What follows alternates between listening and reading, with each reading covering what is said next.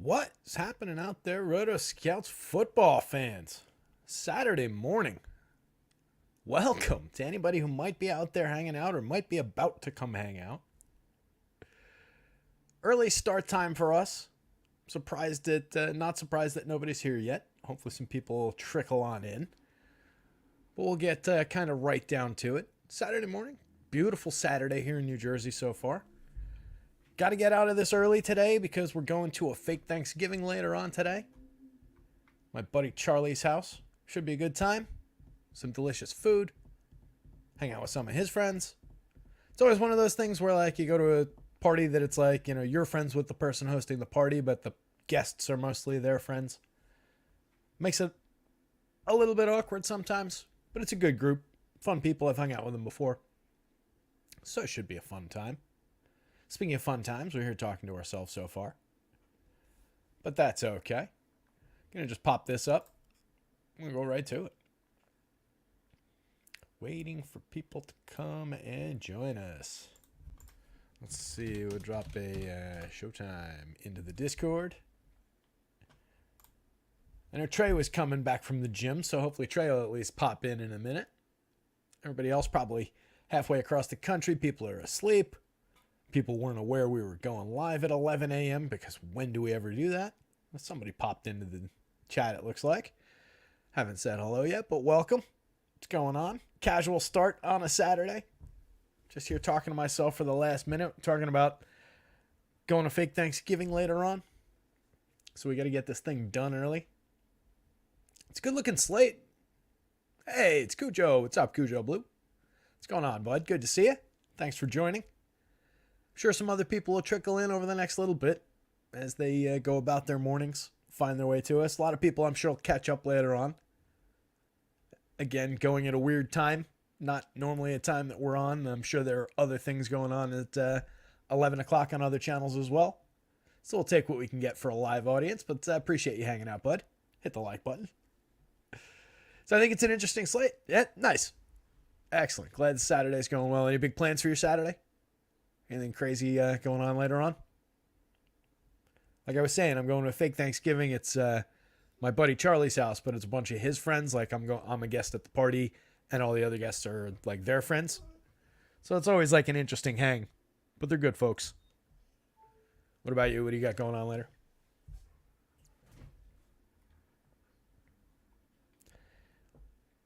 While you're typing or not typing, you don't have to respond. We can get into just talking about the slate a little bit because that's what people will be hanging out for later on. It's an interesting one. We've got a lot of low point totals as we look at the Vegas board. Bunch of games through the early part of the slate below 40, 4 games. Sorry, we already had that Carolina-Chicago game. We can cross that off. So 3 games below 40 to start off the day. Another one at 40.5, and then another 38.5 point clunker, which if this one even gets to that total, that's all Dallas. I do not think that we play the New York Giants this week. Outside of Saquon Barkley, I just don't think you go to the Giants. There's just nothing in the passing game. So that one, 17-point favorite for Dallas. You could see the third stringers come in and play the fourth quarter for Dallas. Like, it could be that ugly. Nothing playing cold in Texas today. All right. It's like a nice, like 55-ish degree day here in Jersey. So it's nice and sunny, like nice crisp fall sunny kind of a day. Should be good to get up and out of the house for a little bit. So like I was saying, I don't think we're playing any New York Giants. That's another of the really low totals. But we've got a close game at least between Tennessee and Tampa Bay. 1 point spread there. That one's a 39-point total. Green Bay and Pittsburgh, 39 points, 3.5 point spread. And then it gets uglier as you go up the board here to the 38-point spread game. Baltimore favored by 6.5. Kind of that mean defense. That one could be another just nasty defense kind of a game. 8th ranked and 3rd ranked Cleveland defense going up against the first ranked against the pass Baltimore defense and 14th against the run. Could be a real just slugfest of a game. So that one will be interesting. It seems like that's how Vegas sees that one. So that'll be interesting, but there's some good sources of fantasy points in that game. Just individually, you can obviously, we're only looking at the receivers here. Individually, you can obviously go to Lamar. He's got a great projection. You pair him with any of his top guys here. As you go down the board, the options get progressively thinner, but they're playable, especially for tournaments. On the Cleveland side, you kind of just need to hope that Deshaun holds up his end of the bargain. And then you've got some okay options to work with in Amari Cooper, David Njoku, a little bit of Elijah Moore. The running back split situation is never great. There's at least options in that game where, like, if you're waiting for cheap plays out of that Giants game for whatever reason, like, that's just going to fail you. And I think the Dallas side, I find it difficult to believe that they're going to hold up. Like, they could explode for a ton of points early and it doesn't matter. But I could easily see them being up by a huge lead and just, either taking their foot off the gas late or just pulling starters late. So that one's not great, but we do have some good targets on the board too. I like the San Francisco-Jacksonville game. On both sides, I think Jacksonville can hold up against San Francisco, give them a bit of a game. Vegas has it out to a 45.5 point total with just a 3-point spread. So I think that's an interesting target, and obviously tons of talent in terms of the skill players on both sides of the ball in that one. Welcome to whoever else just joined us. Light start. Just talking about the slate, talking about our Saturdays so far. Might be Trey. I know Trey's on his way. So 45.5 points here. Pretty good target. Love the Houston-Cincinnati game on both sides. Cincy favored by 6.5, but what we've seen out of Houston leads me to believe that they could certainly hang with that Cincy team and could be a really pass-heavy game where we're getting a lot of good fantasy scoring. Some key injuries on both sides of that one, so it creates a little bit of value down depth chart type guys.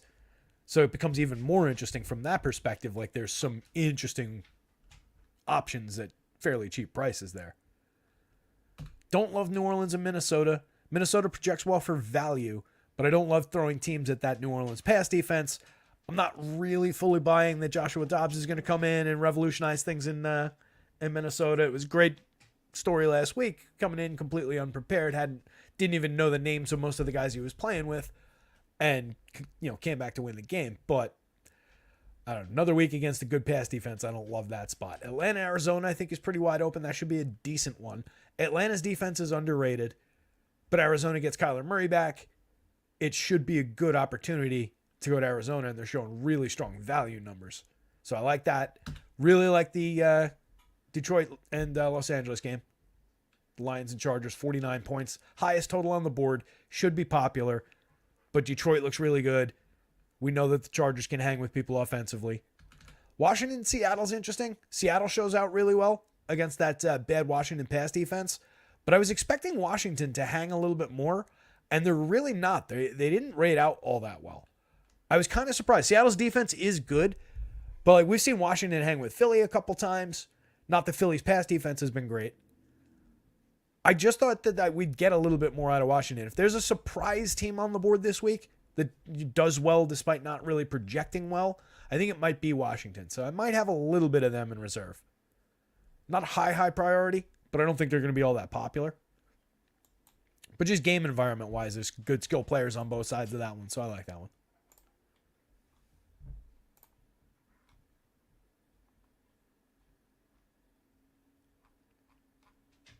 Outside of that, nothing really off the surface. If we're looking for defenses, good boy, Joker. Go lay down, pal. We got away. If we're looking at defenses, I think either side of that Baltimore-Cleveland game could hold up. Obviously, it's better taking Baltimore against Cleveland. It's a fairly expensive defense, but they're rated out pretty well. The Cowboys defense, I imagine, is going to be crazy popular against the Giants. That Giants, if you're not aware, the Giants are starting essentially a Pop Warner quarterback in Tommy DeVito, basically on the team so that there could be a nice story in the Bergen Record, like the local North Jersey paper. But not an NFL quarterback really by all accounts. They also have Matt Barkley on the team now, but it doesn't look like he's going to get any action. The only option from the Giants, in my opinion, is Saquon. Like Darius Slate and Wan'Dale Robinson project out for a handful of fantasy points apiece. They would be the two key receivers to go to, but you really don't want to take shares of this Giants. This Giants team was terrible, and this Dallas team beat them by 40 in their good form in week 1. 40-0. They've scored like 2 touchdowns in the last like 5 weeks or something like that. Like they're just really, really bad. And now it's Tommy DeVito at the helm. Like even cheap, you just don't want the Giants. Down the board, there's just no options. Waller's out, so you get Daniel Bellinger at the tight end. Hyatt's been inept.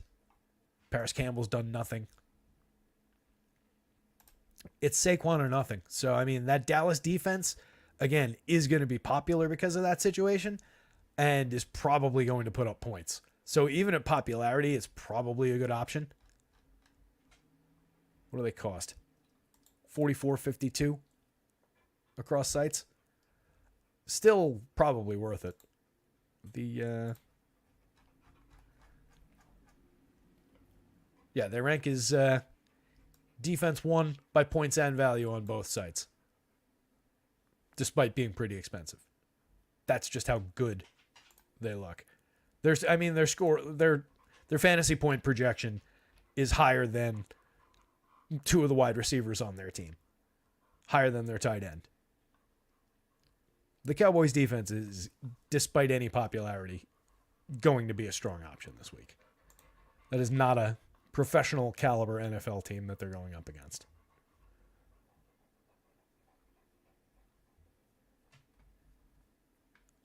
Other options like defensively, you can look to any of the low total games fairly easily. Pittsburgh, Green Bay, easy enough to go to. Tampa, Tennessee, going to that Tampa defense is probably a decent option. They rank 10th against the run. 31st against the pass isn't great, but Tennessee, I don't know. Will Levis doesn't really impress me. DeAndre is obviously good, but there's not much else there. So I don't mind that as a defense. They're probably not that expensive. Yeah, 33-38. Oh, sorry, that's the Tennessee defense. The Tampa D is right here. 4,000. Not bad. So, let's get into it.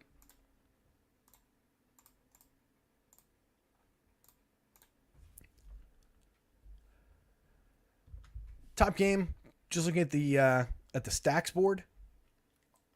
Arizona, they rank 10th on both sites by points, but 3rd by value on FanDuel, 1st by value collectively on DraftKings, the way that I rank the stacks. Kind of makes them interesting to me.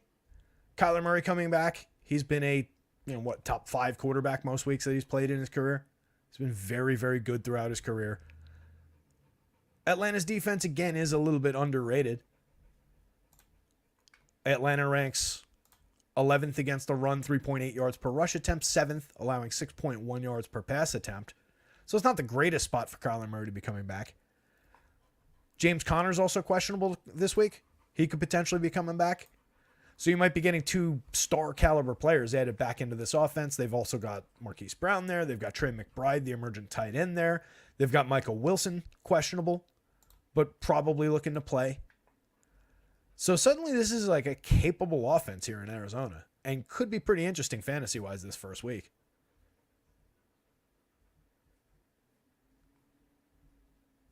Kyler, last full season, well, call it 14 games in 2021, 3,700 yards, 24 touchdowns, ran for 423 and 5.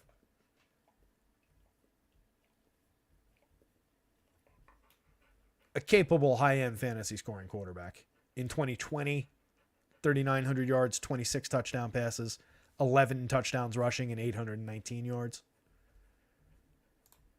Projects out fairly well, not like crazy have to have them. QB 10 by points, 9 by value, 10 by and 13 on FanDuel. But again, that might be a little bit light.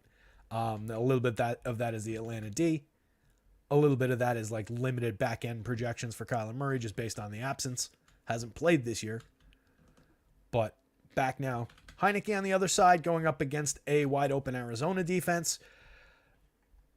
If you believe in the Taylor Heineke experience, go for it. It's a good spot. Arizona ranks 19th against the run, 4.2 yards per rush attempt, 29th against the pass, 7.2 yards per pass attempt. He's obviously got weapons to work with. However, the coach wants to call the plays. It's been really, really weird. It's been frustrating fantasy-wise in Atlanta. But he's got some ability. He's got some good weapons to work with. So, in the sense that this game, especially if you believe in the Arizona side holding up, then there's no reason not to consider at least a few shares of Taylor Heineke for cheap. He ranks as QB 15 by points, but QB 7 by points per dollar value on DraftKings. He's 5,100 over there. That's fairly cheap. 15th and 16th on FanDuel, where he costs 7,000, is not really all that interesting to me. So far this season, the Arizona defense allowing 7.2 yards per pass attempt, 220 plus yards, 14 touchdowns allowed. They've gotten 25 sacks on the season, but they only generate a 17% pressure rate. They've only picked off 5 passes. So, not an intimidating D by any means for Taylor Heineke. And again, he's got weapons to work with. He's got Bijan and Tyler Algier still frustrating fantasy owners in that backfield. Bijan last time out, 41 snaps, 11 carries, 51 yards. Caught 2 of 4 passes for another 8 yards. Tyler Algier, 24 snaps, 12 carries for 39 yards, but scored a touchdown. Had 4 carries in the red zone, which is kind of frustrating. Bijan has 8 carries in the red zone all season. And I think like 1 inside the 5. Yeah, actually it's right there. 1 inside the 5. So, I mean, it's just annoying that they're not giving the really talented kid that they used a really high draft pick on, who projects out well every week because he's so good and actually is starting to look like a good value because his prices keep dropping. It's frustrating that they don't give him the ball in scoring situations and let his talent kind of stand. But against a wide open defense, like, it's a good spot to go back to him. You just have to worry about the touchdown vulture here. And Algier is not only a touchdown vulture, he's a volume vulture as well. Like, he's not getting an insignificant number of touches. Cordarrelle Patterson, a much, much less of a threat, but he's there. They've given him the ball a handful of times over the last few weeks. He had a productive week 7, but really it's a touch here, a touch there. So not really a strong fantasy option. Just a potential to soak away more touches from Bijan. But Bijan does rank 7th and 3rd by points per dollar, 8th and 1st by points per dollar on FanDuel. Potentially a critical play. Has a higher projection on DraftKings because of some involvement in the receiving game.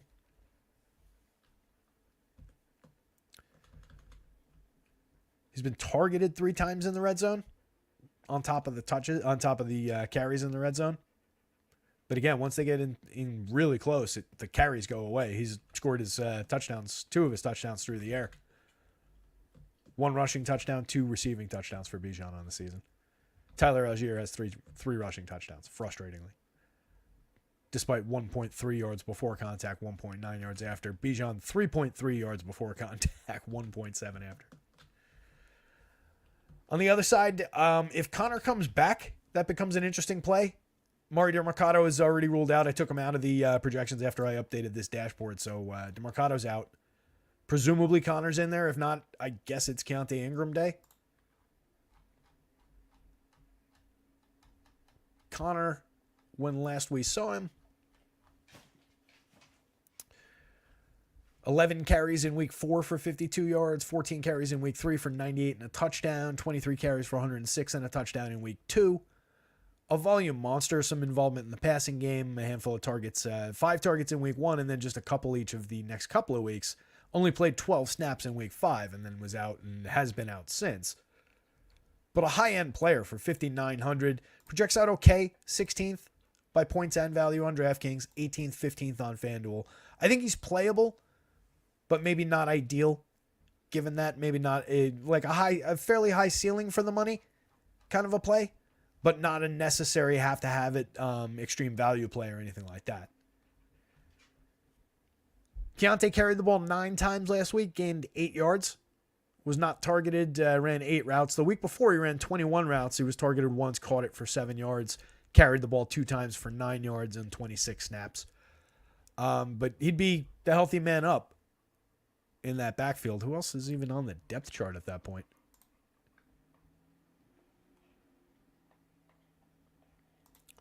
Yeah, it's really... as of Friday news, Connor was limited at practice on Friday. Still listed as questionable for Sunday. Haven't seen an update on him.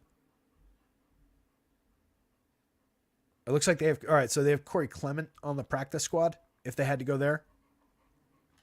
He's not even on this depth chart, but he's on the practice squad. So we hope for James Conner.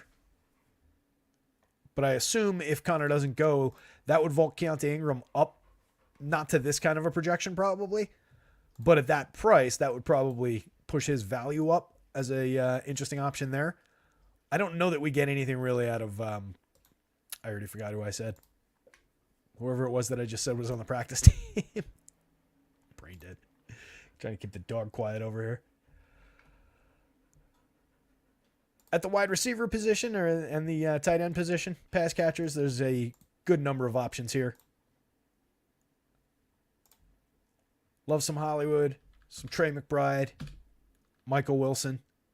Wilson's got a lot of talent. He's shown us a little bit, and he ranks out 31st by points, but 4th by points per dollar on DraftKings, where he costs $3,500. Ignore the captain scores, obviously not relevant for this slate. And I didn't unhide the FanDuel rankings. I should just copy these tabs and do one for Showdown slate, one for main slate, but then it would just be like, just get messier. So Wilson not really showing as much value on FanDuel. He's correctly priced over there at 52, just as like a good mid-range receiver option. But if he goes on DraftKings, that's an interesting spot. He's been banged up. He's questionable. But keep an eye on Michael Wilson. If he doesn't go, Rondale Moore would potentially gain a little bit of value. Less so like Zach Pascal down board. He's currently ranking 69, 66. He would pick up a little bit. But I think the guy I'd be more interested in is probably Rondale Moore. Rondale last time. All right, Joe, go lay down. Rondale last week played 32 snaps, targeted twice, caught one of them for 5 yards, also carried the ball 4 times for 3 yards. He's carried the ball a handful of times each of the last few weeks. 1, 2, 3, 4, 5 weeks in a row. He's carried the ball at least twice.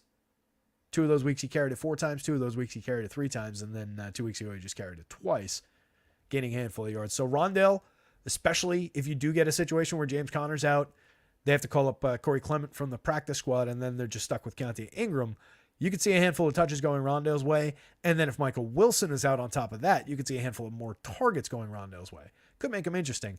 But with all that work in mind for maybe for a Rondale Moore, maybe that does bode well for Zach Pascal seeing a little bit more too.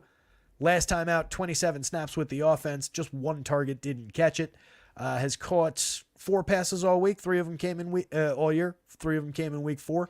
So not much of an option unless the situation changes.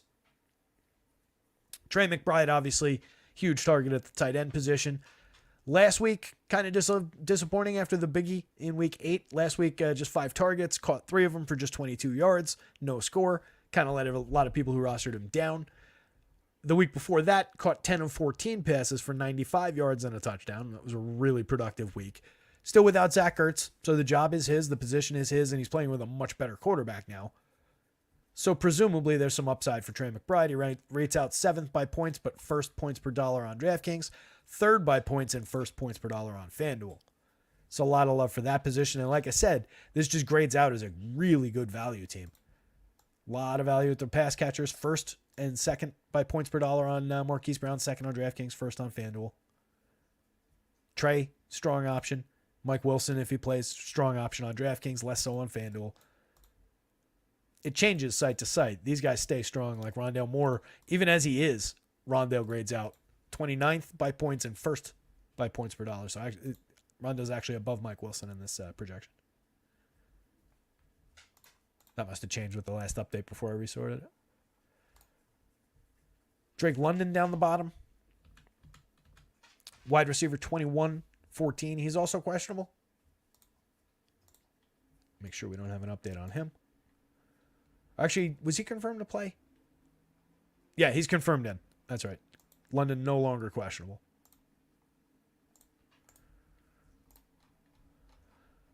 In this frustrating offense, he's a prime target in the pass game.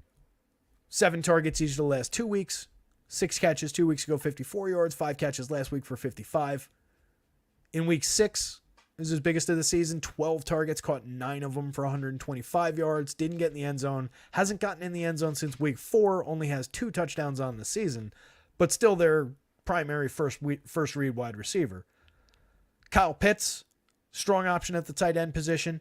Pretty inexpensive. 4,100 on DraftKings. Has him as tight end 5 by points per dollar. Tight end 8 by raw points. Little more pricey on FanDuel for 53. Tight end 10, tight end 6. But still a good option if they happen to look his direction. Last 3 weeks, targeted 5 times. Caught 3 passes weeks 7 and 8. 4 passes last week. Hasn't been in the end zone since week 6, but consistently targeted in that range outside of an outlier game in week 5 where he had 11 targets. He's pretty much targeted 5 or 6 times. Catches 3 or 4 of them. You do need him to get in the end zone. He hasn't had a red zone target in the last 3 weeks. Basically won a game from most of the games before that. Mostly involved. Hasn't had any clunker weeks with no catches, but has had a few low yardage weeks. In terms of where he operates on the field. An 11.2 yard ADOT. So you'd expect that with that average depth of target, he'd be putting up a little bit more in terms of general yardage on his catches. What's his yards per target? 7.3. Yards per route run, 1.6. For such a deep ADOT, you would expect a little bit more. Jonnu Smith is also involved at the tight end position in that offense. He's tight end 17 and 14 on DraftKings, 12 and 13 on FanDuel. The pricing is kind of caught up to his current involvement. Jonnu targeted 6 times last week, caught 5 of them for 100 yards and a touchdown. Frustrating involvement. Has 2 touchdowns on the year. It was just week 8, he was only targeted once, caught 1 pass for 13 yards. 3 targets, 5 targets, 7 the 3 weeks before that. Caught them all. Not caught them all, but caught a handful in each game. Chunks of yardage, 1 touchdown in week 6. So he's been frustratingly involved in an offense that now is basically, Van Jefferson, Darrell Hodge, Mac Hollins is out. He was also ruled out after I put this together. But, the 2 downstream wide receivers here are not nearly as talented as just call them wide receivers as Kyle Pitts is. So if Kyle Pitts is just acting more and more in a general receiving role and John is more of a tight end, you can see them both being pretty relevant. I don't know that I want them both in the same lineup at like a tight end flex kind of a situation. I think that's really pushing it, especially with them both being pretty touchdown dependent in this weird offense. You can take shots with Van Jefferson, Darrell Hodge, some downfield options. 16.6 yard ADOT for Van Jefferson, 16.2 yard ADOT for Darrell Hodge. 3 targets a game, 2 targets a game. Hollins is out, but he's another one of those type guys. But it gets really thin on these 2 wide receiver options. Those are just large field tournament dart throws. Jonnu is probably target number 3. It's target 1, target 2, target 3, or maybe Jonnu's 4 after Bijan. But he's involved, and these guys are a lot less frequently targeted. I just don't love this. As good a matchup situation as it is for them going up against Arizona, I just don't love the way that this Atlanta offense has been running. And I think everybody kind of is probably saying that around town. A lot of unpredictability, but if that keeps people away from them too, that could be a better reason to consider them. And just at some point, you got to trust that talent wins out, and these guys will perform. They do have to have the ball in their hands, obviously. Cleveland and Baltimore, really strong quarterback option in Lamar, obviously. I think a lot less of the Cleveland side in this one. Both defenses have been good. Talked about it before, but Cleveland's defense ranks 8th against the run, 3.7 yards per rush attempt, 3rd, 5.4 yards per pass attempt. So Lamar and the Baltimore offense have their work cut out for them. And then on the other side, Baltimore is 14th against the run, 4.4 yards per rush attempt, but first against the pass, 4.6 yards per pass attempt. And when we look at them against the run, really, I feel like people are just trying to throw the ball against them more, because all it amounts to is 89 yards, less than 90 yards a game, 0.88. I'm sorry, I'm looking at the wrong one. Slightly more than 90 yards a game, 91.89 yards a game, but 0.3 touchdowns. So they're really stuffing runners at the goal line. Like, they're not getting scored on by running backs. I don't have the fantasy points allowed to the position in front of me, but I imagine it's pretty low. You just don't tangle with the Baltimore defense. And especially not to get to Cleveland. Like, if it was a really good offense on the other side, a really appealing team, then sure, maybe you take some shots. But with Cleveland, like, you really don't have to. Deshaun doesn't grade out all that well. 17th and 16th on DraftKings, 18th across the board on FanDuel. Lamar looks great, 5th by points on both sides, 18th and 11th by points per dollar. But you don't quibble with points per dollar with Lamar. Especially he's got cheap skill players to go with him. So it just averages his price down if you're stacking him. If you're taking him on his own, you're just paying for a star caliber player. You can consider him like a running back, and just that you're paying for an expensive spot. But plenty of good reasons to go to Lamar, even against a good Cleveland D. They do have 27 sacks on the season. Baltimore's got 35. Another good reason not to play Deshaun, to maybe consider some Baltimore defense. 18.9% pressure rate, but they get there a ton of the time. 27.8% pressure rate for Cleveland, get there a fair amount of the time as well. So again, both quarterbacks are going to be challenged. I just love the talent in Lamar Jackson. 28 pass attempts a game, putting up 200 plus yards. He's got 9 touchdown passes, 7.7 yards per pass attempt, dramatically outpassing his opponent. Watson's got 6 touchdown passes in his limited games. The rushing, obviously, for Lamar favors Lamar. Watson's got legs too. He can definitely run, but again, just not against this defense. Like, why? Why do we want to go to Deshaun Watson in Cleveland against this defense? He's putting up 5.8 yards per rush attempt. He's got 1 rushing touchdown on the season, 3.6 carries a game. Lamar gets a lot of, specifically called runs, 9.3 rushing attempts per game, 5.2 yards per rush attempt, 5 touchdowns already on the season. We know that he can steal games on the ground, which is good because their running back situation is like, Gus Edwards scores touchdowns. I'll give him that. Gus has 6 touchdowns in the last 3 weeks. 2 last week on 5 carries, 52 yards. 19 carries for 80 yards the week before, scored 3 times. 14 carries for 64 yards, scored once. Before that, he hadn't been in the end zone since week 2. He's got Justice Hill. Keaton Mitchell's banged up, but Justice Hill's there. Justice Hill saw 48 snaps, carried the ball 13 times last week. So he actually out-touched Edwards by a pretty significant margin. Edwards had 5 carries, ran 7 routes, but was not targeted. Hill ran 25 routes, was targeted once, carried the ball 13 times. But if they're calling Gus's number when it comes to carrying the ball into the end zone, that's all we really care about at that point. 2 carries in the red zone last week, 6 carries in the red zone in week 8, 3 in week 7, 4 in week 6.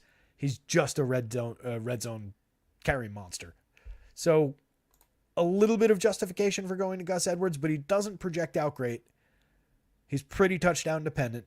He doesn't project out great by points per dollar. So it's a matter of whether you believe he's getting into the end zone twice or, if Lamar takes off with one of those, Gus Edwards immediately loses value. The more touchdowns Lamar scores on the ground, the less value Gus Edwards is going to have.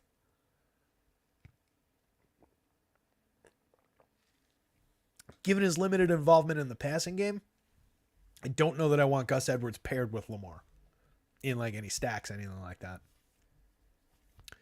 Hill, I don't think you want.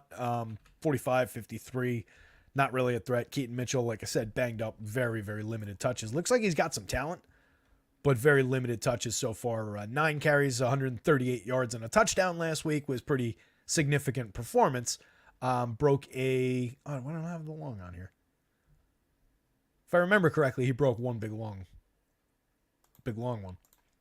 But looks like he's got plenty of talent, but he's questionable this week. If we knew for sure that he was getting 10 to 12 touches, he'd be interesting at 4,700, 5,100 on FanDuel. As is, he's just basically splitting a projection with Justice Hill. Split backfield on the other side as well. Jerome Ford, Kareem Hunt, Pierre Strong is questionable on that side.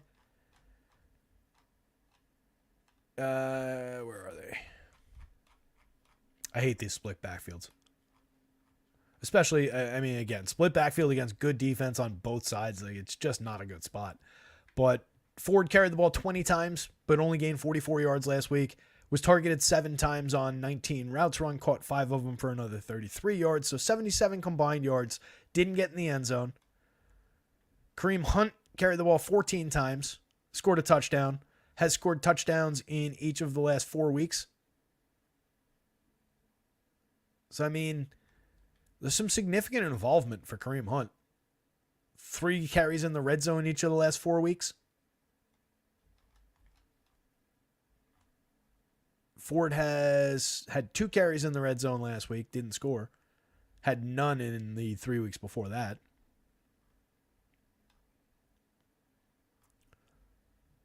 If Strong's out there, he carried the ball just 3 times last week, was targeted once. Carried it 10 times the week before for 41 yards.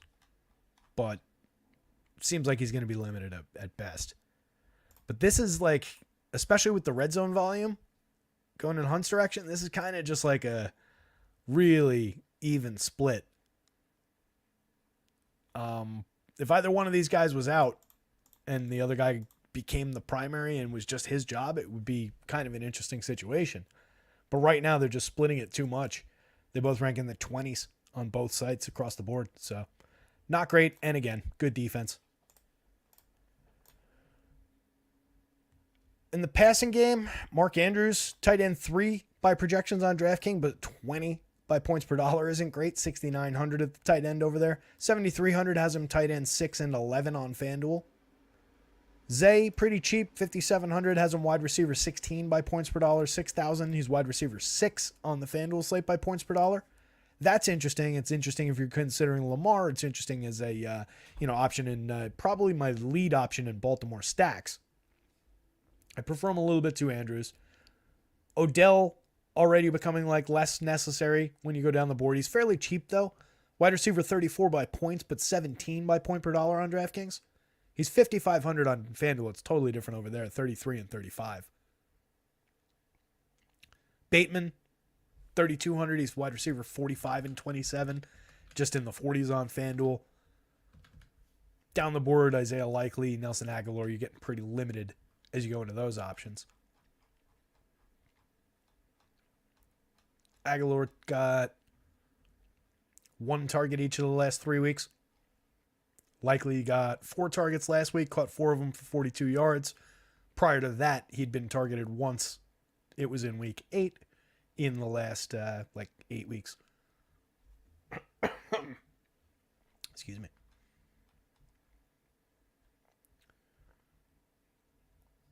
As we're looking at the targets, Bateman targeted 5 times last week. Hasn't been over 36 yards all season. Hasn't been over 3 catches all season. Hasn't scored a touchdown all season. That's what I mean when I say this team's like, the option skill player wise, I like Flowers and Andrews, but Beckham at this point, pretty limited. Bateman, pretty limited. 13.6 yard ADOT, but does nothing with his average depth of target. It doesn't get much volume, doesn't get all that many opportunities. 3 a game. 1.5 yards per route run. Odell did give us 2.7 yards per route run the last time. Getting 5 targets a game. Got in the end zone if I'm not mistaken, right? Yeah. 5 catches for 56 yards. Got in the end zone on 7 targets last week. So I think he's the clear 3. But he's already down to wide receiver 34. The value is okay on DraftKings. That's really where you want Odell. On the Cleveland side, it's just a matter of how much you believe in Deshaun. I don't love it, but if I'm going there, I'm going to him and Amari Cooper pairings. That said, Cooper ranks 43rd on DraftKings because he costs $6,300. 30th on FanDuel for $7,100 by points per dollar. David Njoku, a little bit more involvement each of the last few weeks. Tight end 10 and 7 on DraftKings by points and then points per dollar. 11 and 9 on FanDuel. Might be a good option. If you're going to Deshaun, I wouldn't hesitate to pair him with David Njoku shares. 4 catches each of the last 2 weeks and a touchdown. Limited yardage last week, just 26 yards. But a good chunk of targets. He was kind of limited, 3 and 4 targets each of the first 3 weeks, then bounced to 7. They had a bye week, then had 4. And then coming off that 4-target game, had 9, 8, and then 6 last week. So they've clearly gotten him more involved pretty deliberately. And he's produced. Last week's yards were limited, but he's caught a lot of passes in each of those weeks. He's got 2 touchdowns in the 4 weeks. Or in the 2 touchdowns in the 3 weeks, really. The 4-target week doesn't even count. So I like Njoku there if I'm going to Cleveland, which would be very, very limited volume. But maybe as a cheapo one-off tight end with some touchdown upside, it's not a terrible option. Just on talent. I think Baltimore ranks pretty well against the tight end, if I remember correctly, though. That might be a thing to check, just like fantasy points allowed to the tight end position before you go to that option. I don't have it directly in front of me. Elijah Moore, Cedric Tillman were pretty far afield already. Wide receiver 41, 55. Limited fantasy points, limited output. Moore is the clear-cut better option between those guys, but he only had 2 targets last week. Week before he had 5. 2 weeks before that he had 7 in each of those weeks, caught 4 of them. Hasn't been over 60 yards all season. Hasn't scored a touchdown all season. Tillman, back last week after missing 3 straight and the bye week, caught 1 of 1 targets for 3 yards. Before that absence, had 1 target or 3 targets all season. They all came in week 4. He caught 1 of them for 5 yards. That's how limited we are down board here. What's his face? Bell is out. So against a really good defense, a limited form of Deshaun Watson at quarterback. I just don't love the options here. It's Cooper and Njoku are the clear-cut top 2, though, if you got to go there.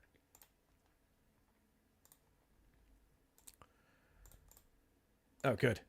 Get a little reprieve here with a good game to talk about for fantasy purposes. What's going on, gang? Handful of people here hanging out. Trey's here. What's up, Trey? Larry's here. What's up, Larry? Larry just saw this pop up. Oh, shit, started early this morning. Yep. Got an event later on, going to a fake Thanksgiving at my buddy Charlie's house, as I was talking about at the top of the show, to myself for a couple minutes until Cujo Blue walked in. But yeah, fake Thanksgiving at Charlie's later on. Should be a good one. It's, to reiterate, it's a crowd of his friends. He's throwing the party, so it's his friends. I'm a guest, but I'm like the rando guy at the party.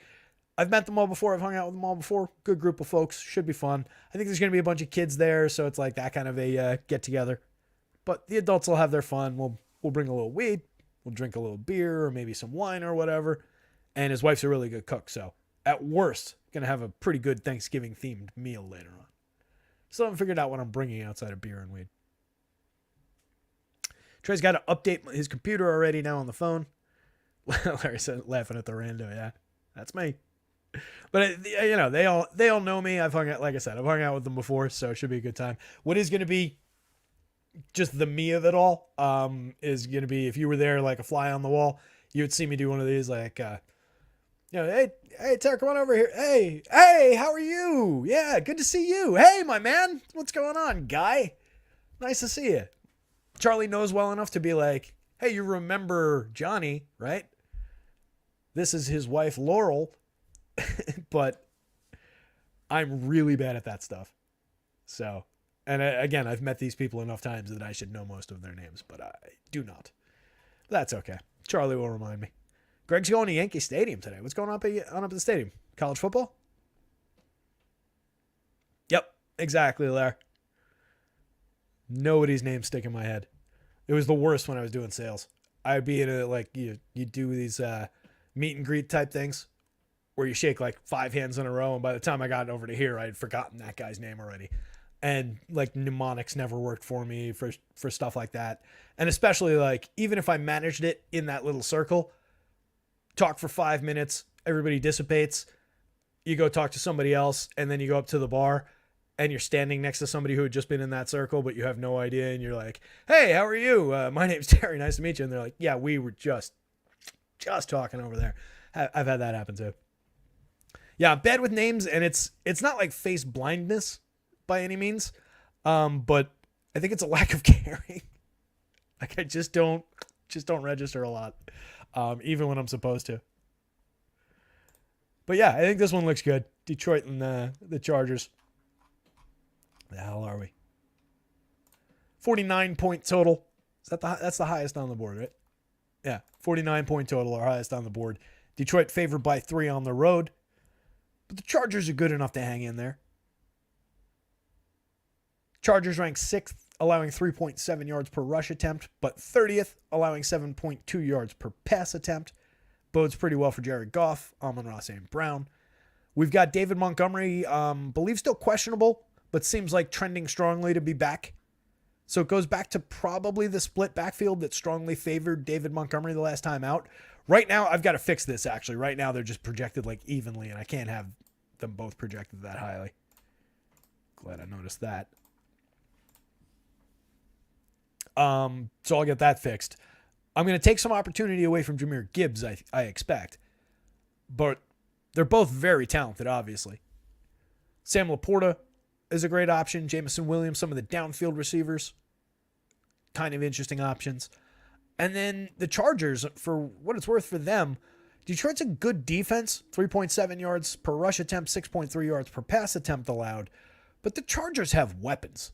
Justin Herbert's a very good quarterback. Austin Eckler's an excellent running back. Keenan Allen is a terrific wide receiver. Quentin Johnston becomes the question mark with all the opportunity now. Jalen Guyton now back with this team and a little bit of downfield opportunity. Darius Davis for whatever he's worth. It gets a little thinner on this team than it does on the Detroit side, but there's good options. There's at least good bring back options at the very least. So I would definitely be running some Detroit and LA stack on both sides kind of lineups. Trey says, all right, how crazy am I that I like Will Levis and Baker? I mean, it's one way to go. I was saying that I kind of like the defense on the Tampa side in that game. But look, I mean, anytime you've got a guy who can throw the ball, which Will Levis can clearly throw the ball, like regardless of his decision-making, his actual aptitude for the quarterback position, the physical ability to throw the ball, he has. And he's got a weapon like DeAndre Hopkins that could just connect for 2 random long touchdowns.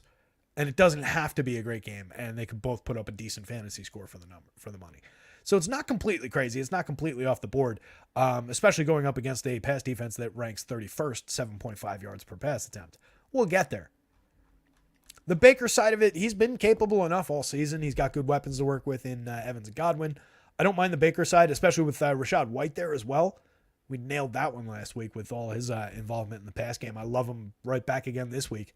They're going to keep throwing to him that much. He's going to be very involved for fantasy.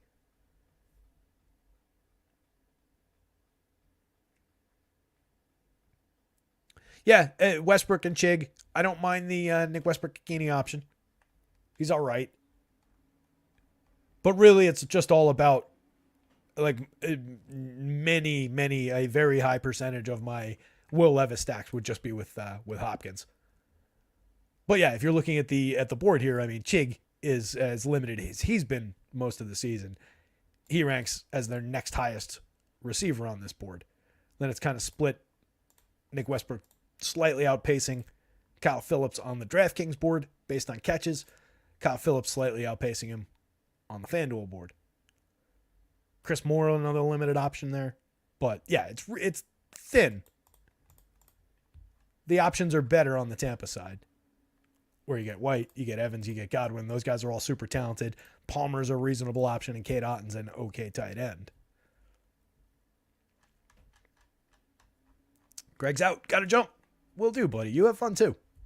Oh yeah, so I'll get basketball projections up real quick. It's only a 3-game slate tonight, thankfully, but I'll get basketball projections up real quick before I leave after this show, and they'll probably not be updated as lock comes in. So apologies, but it'll be like an on your own for news and figuring things out day.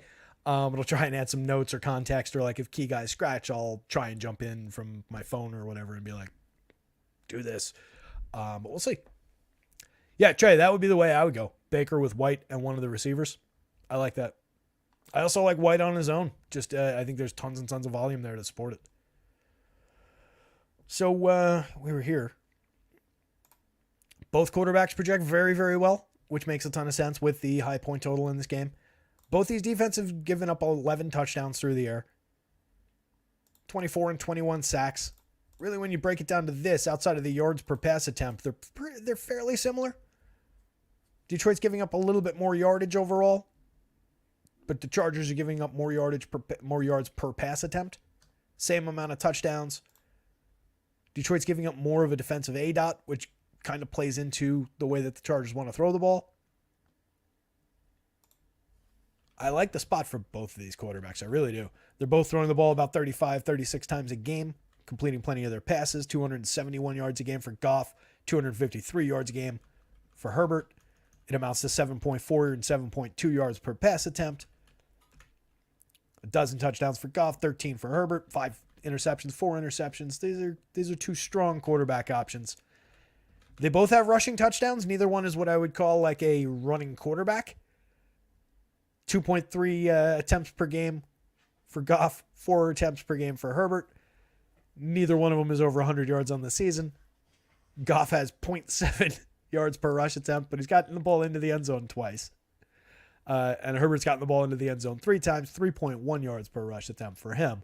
But we're looking to the quarterbacks for their throwing ability, obviously. Goff 3rd and 2nd on DraftKings. Herbert 4th and 17th by points per dollar because he's pricey. 7,700 versus 64 for Goff on the other side. 3rd across the board for Goff on FanDuel. 4th and 9th for Herbert because, again, he's pricey, 8,500. Goff a little bit closer priced, 8,000 against the cap there, but both excellent options. When it comes to the ground game, these guys both look good, but again, I'm gonna correct this because they both shouldn't be projected for that much. There's gonna be a split there. Jimmy Butler out tonight, so there's a key piece of news already. Oh, Apple News Spotlight. The CIA lied about JFK and spent decades covering it up. Plus, an El Nino winter is coming. Interesting. I wonder what the CIA did. Dun, dun, dun. Is this the Rob Reiner story? I saw that Rob Reiner is claiming that he knows who killed JFK now. It's kind of weird. As my buddy replied to the text that we got about that. Oh, yeah, finally. They got Meathead on the case. After 50 years, they couldn't solve it, but Meathead solved it.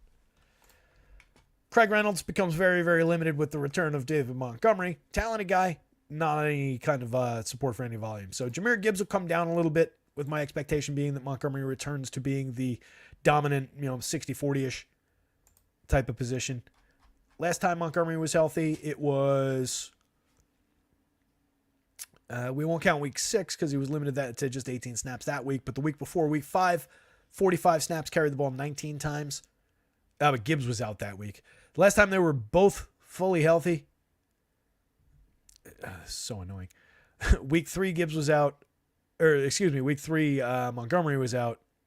Gibbs was in for 17 carries. Week 4, Gibbs saw just 28 snaps, carried the ball 8 times, was targeted 5 times, caught 4 passes. Montgomery saw 45 snaps, carried the ball 19 times, 109 yards and a touchdown, 2 catches on 6 targets. So the volume favored Montgomery. That was, I think, the only week that they were both out there. Excuse me, that's week 4. I read the wrong stats for Montgomery. The Gibbs stats were right. He had 28 snaps, 8 carries, caught 4 of 5 passes. 40 yards on the ground, 11 yards in the air. That same week, Montgomery, that was his huge week, 121 yards, 3 touchdowns on 32 carries, 51 snaps. So he dominated the touches that week. I would expect it to be a little bit more of a normalized split, especially with Jahmyr Gibbs being good in Montgomery's absence the last few weeks. Last time out, 26 carries, 152 yards and a touchdown. Caught 5 of 5 passes for 37 more yards. Week before that, 11 carries, 9 catches. Plenty of involvement. But Montgomery was really good for them before he went out. Maybe it's a direct split and they both need to come down. Not exactly sure, but I think I favor Montgomery. Eckler just looks really good. No worries about any kind of split. Plenty of volume. Ranks as RB2 by points on both sites. RB10 by points per dollar on both sites. Looks like an excellent play. Just is who he is. Last time out, 14 carries, 47 yards, 2 touchdowns on the ground, 2 catches on 7 targets. Could do a little bit better on the catching there. 2 of 7. Week before, 7 of 8 for 94 yards and a touchdown through the air. That's a little bit more like Austin Eckler. But plenty of involvement in both aspects of the game. Josh Kelly, Isaiah Spiller, no love for either of those plays down the board. Not enough volume. Kelly would be the next man up. He's so far down this list. Last week, 3 carries for 18 yards. Caught 1 of 1 passes. Just no involvement. Much more appealing in the passing game overall. Amon-Ra off the top looks like an excellent option in this spot. Rates out great across the industry, whether you're looking at season long, whether you're looking at DFS. Wide receiver 2 by points, wide receiver 3 on FanDuel, 18th points per dollar on DraftKings, 3rd by points per dollar on FanDuel at 8,600 at the position. 100 yards plus each of the last 3 weeks. Didn't play week 5. Had 56 yards and a touchdown in week 4. Had 202-yard games back-to-back in weeks 2 and 3.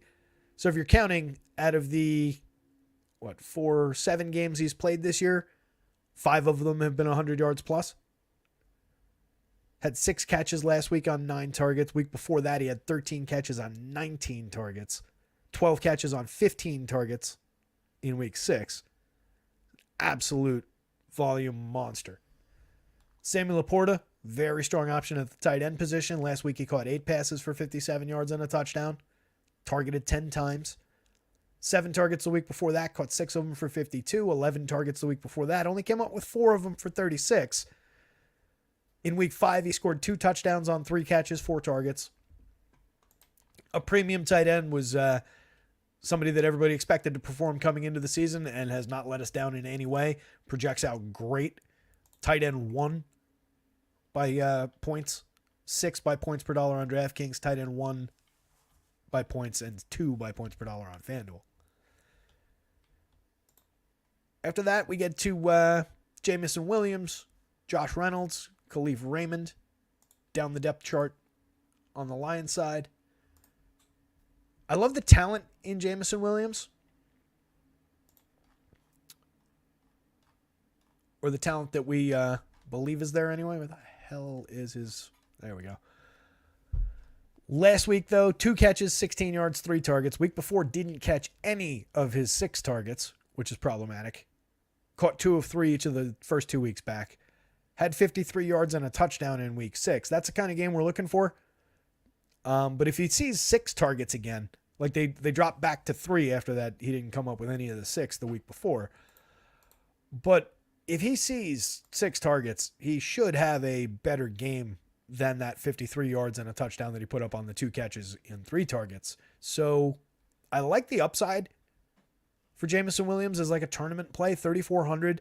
He ranks just 43rd, 30th by points per dollar on DraftKings, 5,400, 42nd, and 41st. So I like it a little better as a just value dart on the DraftKings slate. He's a talented kid.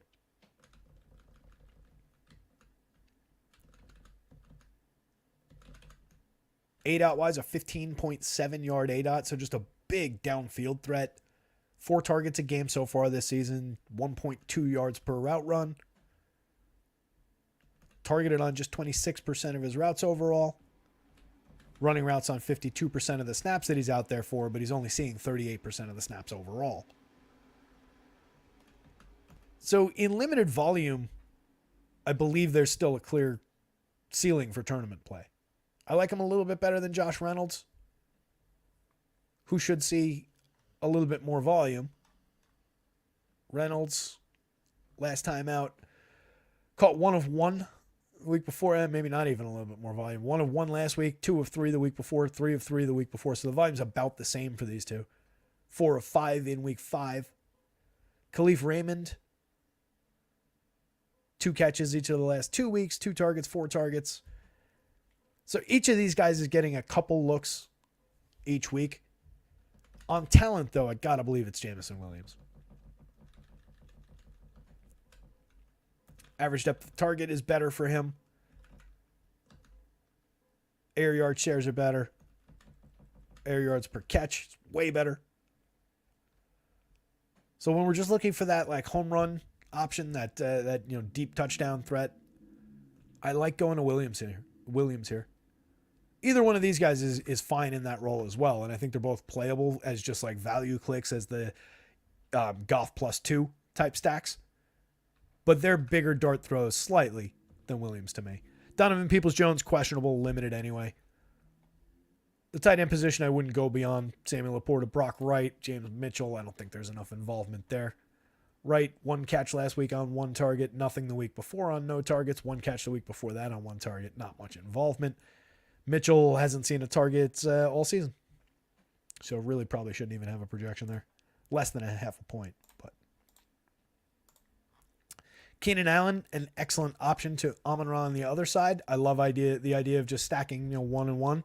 I like going to that pairing of receivers in lineups that don't have the quarterbacks from this game. Like if you have a cheap quarterback stack, I think that's a great way to spend a lot of money at your 2 wide receiver positions and just pair them up in a great matchup going up against each other. Should be plenty of support for that. Wide receiver 4 on both sites. 31st by points per dollar, 13th by points per dollar on FanDuel. Definitely a premium price. Very expensive option. But I like the dueling wideouts in this game. Quentin Johnston, by attrition, is finally going to get opportunities now in this offense, presumably. What did he get last time? 2 catches on 3 targets, even with everybody out. They just keep losing receivers ahead of him, and he still can really not gain many targets. The week before it was a little bit better. Week 8 against Chicago, targeted 6 times, caught 5 of them for 50 yards. That's his peak. Hasn't scored a touchdown. That was the only time he's been over even 20 yards. But if he gets back to that 6 targets, I like the upside. I like the talent. 4,100. Doesn't grade out great because we're not giving him a lot of targets. But a little bit more ceiling there probably than what the median score suggests. Everett, Parham, playable options at the tight end. Everett, not much last week. 2 catches, 18 yards. Didn't play week 8, but had a touchdown in each of week 6 and 7. 3 catches in each of those weeks. Parham had the big 2 touchdown game. That was again in week 3. It was on 2 catches, 4 yards, but scored twice. That was at Minnesota. I think that was a primetime game, right? Wasn't that a showdown slate? Week 8, Parham also scored, had 4 catches for 43 yards that week, but that was the week that Everett was out. So I think we clearly favor Everett here. 3,900, he ranks as 14-16 on DraftKings, 17-14 on FanDuel. Not much. Jalen Guyton, he saw 2 targets on the 25 routes that he ran in his first game of the season last week against the Jets. 33 snaps. He's out there a little bit. Saw 57% of the snaps. Why is it not coming up here, but coming up here? That's weird. That was their last game, right? Week 9, yeah. Yeah, whatever. They're from... Anyway, we'll just ignore those percentage numbers. I don't like the percentages anyway. I just gave you the raw numbers. He was out there for 33 snaps, ran 25 routes, caught 2 passes. Or, sorry, targeted twice, didn't catch either of them. But he is a downfield threat. So for 3,000 as a dart throw, again, another one of these guys that it's like a... you go to like Keenan Allen and then another one of the receivers as the second man into a stack. I think that's okay. a Herbert +2, I think Jalen Guyton is fine. Quentin Johnston is preferred, but Guyton's fine. Darius Davis, downboard from him. 5 targets over the last 3 weeks, 2 in each of weeks 7 and 8, just 1 last week. He's caught 4 out of the 5, and he's managed 14 total yards on the entire 3 weeks. Not much there. Does he return kicks? I forget if he returns kicks. I want to say he does, but I cut that part of the page off.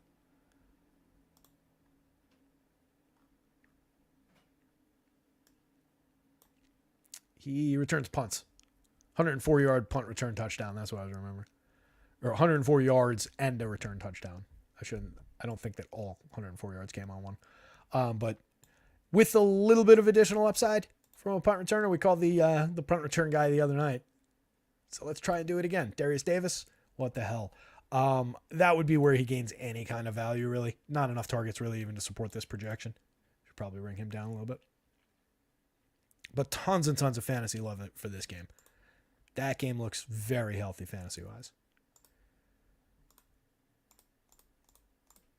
Green Bay, Pittsburgh, on the other hand, not so much. I don't know how much time we're going to spend on this game. Maybe a good source for some defenses.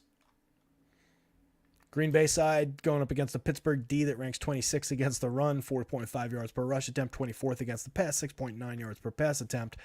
Pittsburgh going up against a Green Bay team that's 13th and 9th, 4 yards per rush attempt, 6.2 yards per pass attempt. So maybe it's a little bit of that Green Bay D if we're going that route. 3,400, 4,000. They ranked. That's not the right spot. Just 16th by fantasy points, though. Not showing a lot in projections. What's the total in that game? 39? Favored by 39? That might be one to take a look at. Might get a little bit more love for the Green Bay defense in there. But I just don't really like this game that much. I don't like either quarterback. Jordan Love throwing the ball 32 times a game. Kenny Pickett throwing the ball 28 times a game. Pickett has 6 touchdown passes on the season. Averages less than 190 yards. Jordan Love at least throws for 215 yards. He's got 12 touchdowns on the season. 6 of them came in the first 2 weeks. 6.6 yards per pass attempt for Love. 6.5 yards per pass attempt for Pickett. A handful of interceptions for Pickett. 8 interceptions on the season for Jordan Love. 2 rushing touchdowns. 5.9 yards per rush attempt. Not running it too much. 3.6 attempts per game. Might want to let him run the ball a little bit more. Kenny Pickett, not so much. I just don't really want either of these guys. Even against the defense allowing 244 yards a game, 10 touchdowns through the air, a 9.4 yard defensive ADOT. There's a little bit of pressure on both sides. Decent sack totals on both sides. I really don't want to go to these offenses. On the ground, Aaron Jones, what did he do last time? 20 carries last time, 73 yards and a touchdown in his best performance of the season. His most carries all year. He's been injured and absent for most of the season. But came back to volume last week. 6 targets, caught 4 of them for 26 yards. So 99 yards combined and a touchdown. Is worth playing. Maybe as a standalone running back, Aaron Jones. RB 14 and 15 on DraftKings, 14 and 14 on FanDuel. But plenty of opportunity on the ground, 133 yards per game, 4.5 yards per attempt allowed so far by Pittsburgh. So maybe Aaron Jones. A.J. Dillon, no, not so much. Just the volume's not going to be enough. Well, although, even with Jones getting as much as he did, 9 carries last week for 40, just isn't that great when he does get the ball. 9 carries for 40 last week, 6 for 11 the week before, 15 for just 61 the week before that. He's cheap. It would probably be pretty touchdown dependent at that point. On the other side, split situation between Najee and Jaylen Warren. Warren getting more love in the pass game. They are right over Warren saw 3 targets last week. Najee actually out-targeted him last week. Najee got 4 targets last week. They both had 5 the week before. So yeah, Najee's picked up a little bit of more volume in the pass game the last 3 weeks. Earlier in the season, it was Warren getting basically double the targets. Triple. 6 targets to 2 targets, basically. So now that that's caught up, maybe that gives a little bit more love in Najee's direction. He's also scored 2 touchdowns in the last 3 weeks. Warren's got 1. 16 carries for Najee last week, 69 yards and a touchdown. 11 carries for Warren. He'd put up 88 yards. It's a legitimate split. They're not, I don't love having them both that high, but they're not necessarily over projected.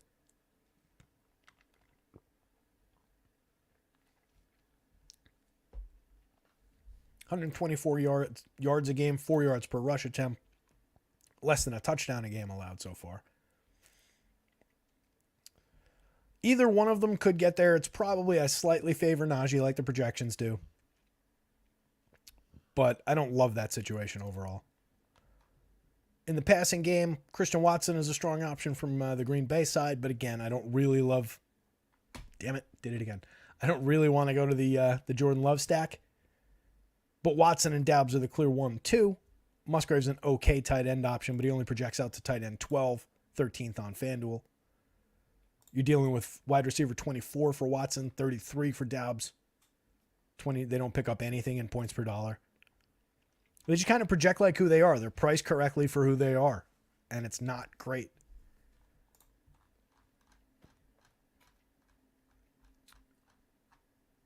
Doubs last week, 3 catches for 36. Did have a touchdown in each of the 2 weeks before that, week 7 and 8, but limited yardage, limited action. Caught 4 of 9 for 18 yards and a touchdown against Minnesota in week 8. 2 of 5 for 30 yards and a touchdown the week before that. Watson had 1 catch for 37 yards on 2 targets last week, despite playing 52 snaps, running 27 routes. Week before that, he was targeted 8 times on 38 routes run, played 51 snaps. Came down with 3 of them for 33 yards. Hasn't scored since week 4, his first week back. Had a 91-yard week in week 5. That was his only week over 40 yards. He hasn't been great. It's probably more the lack of delivery than it is the receiver, but it's probably a little bit of both. Musgrave scored a touchdown last week, 3 catches for 51, 4 targets.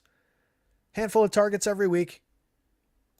A moderately productive tight end, but again, just kind of projects and is priced as who he is. Some weird thump outside. Every now and then this like entire building shakes when a huge truck goes by. Deontay Johnson, George Pickens. Same story here. Well, not really, actually. Deontay's priced pretty cheap. Wide receiver 5 by points per dollar on DraftKings. That makes him a little bit relevant. I just don't love the Kenny Pickett of it. The Green Bay defense is all right. But that projects out okay. Everybody else is basically who they are. Like Pickens, 5,100, wide receiver 28 and 40 on DraftKings, 27.34 on FanDuel. Deontay's a little bit interesting on DraftKings. Last time out, Deontay had 7 catches for 90. He scored his first touchdown in 125 years. Ran 35 routes, targeted 9 times. The week before that, he ran 51 routes, was targeted 14 times. Caught 8 for 85. In week 7, he caught 5 for 79 in his first week back. So Deontay's been involved. He's been productive. He finally got in the end zone and broke the curse. So a little bit of upside there, particularly on DraftKings. Probably more as an individual. I think the multi-touchdown upside, the crazy huge game is probably limited. But as a third wide receiver in for pretty cheap at 5,400 on DraftKings, I think that's totally playable. 7,000 is not a great value price for that role on FanDuel. He's a playable mid-range receiver, 14th and 16th on FanDuel, but not the really strong value that he looks like on DraftKings. I think he's a good individual value play on DraftKings. Freiermuth still out. Connor Hayward getting the tight end action, 2,900, ranks him just 22nd by points and value on DraftKings, 21st and 20th on FanDuel. Calvin Austin, Allen Robinson. Calvin Austin the third, Allen Robinson the second. They sound like they should be just drinking brandy in a library somewhere and discussing literature or something. 1 target last week, 2 targets the week before for Calvin. The reverse for Allen. Very limited involvement the last few weeks for each of these guys. Robinson had a big week 5 in terms of targets. Had 9 targets, turned it into 29 yards on 5 catches. Has not produced more than a 30-yard game since week 1, where he had 5 catches for 64 yards on 8 targets. Hasn't been that involved since. Calvin, so a handful of targets through like weeks 3 and 4, but really fell off after week 5. So very, very limited involvement down the board here. And again, you're going to a pretty thin passing game as it is. So I would just stay up in the Deontay, George Pickens kind of range. Maybe a Hayward share or 2 if you're getting really carried away.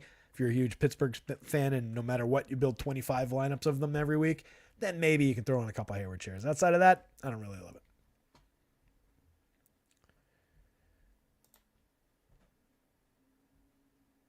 Oh, Trey is the third. That's what you could join Allen Robinson and Calvin Austin in that library and drink some brandy, my friend. I legitimately thought that was like Trey McKell or something like that all this time, or Maciel or whatever. I didn't realize it was Trey Make the third. That makes more sense. All right, fancy man. You and Thurston Howell from Gilligan's Island. He was the third, right? Oh, Trey's got a half a leftover cheesesteak in the fridge. I would have had that for breakfast. I woke up hungry. Crashed last night without eating dinner. Argued by text message with my lady friend. Fell asleep. Woke up starving. Haven't eaten yet because I didn't want to have a big thing of potato and egg sandwich or something like that before this big Thanksgiving thing later on. So right now I'm just starving, and half of a cold cheesesteak would be delicious. Larry's watching from the start after doing something. He's got to go pick up his lunch. Good luck, buddy. Ordered at Tallarico's. Place is always packed, yes. But enjoy. Should be worth the wait. So really, again, not a lot of love from this game. I think Deontay's interesting as a value play on DraftKings, reasonable mid-range play on the FanDuel slate. Watson, same story. I like better, and Aaron Jones, I like better just as standalone options. I really don't prefer going to stacks from this game. This game, we definitely want to be stacking. Houston, Cincinnati for everybody listening in the car. This is a high priority game for me. Like both sides of it, I think CJ Stroud has proven beyond a shadow of a doubt that he belongs in the NFL. He's been one of the best quarterbacks in the league this season. He put up the best rookie performance in NFL history the other day. Plenty of love for CJ Stroud here. He's going to be without Nico Collins, which hurts. He's potentially without Robert Woods. Robert Woods is questionable this week after missing the last 2. But that really bodes well for Tank Dell. They're already without Dameon Pierce, so we've got a clear number 1 in the backfield in Devin Singletary, who led in snaps last week. I think that kind of bodes well for Devin Singletary going up against a defense that is 31st in the league, allowing 5 yards per rush attempt so far.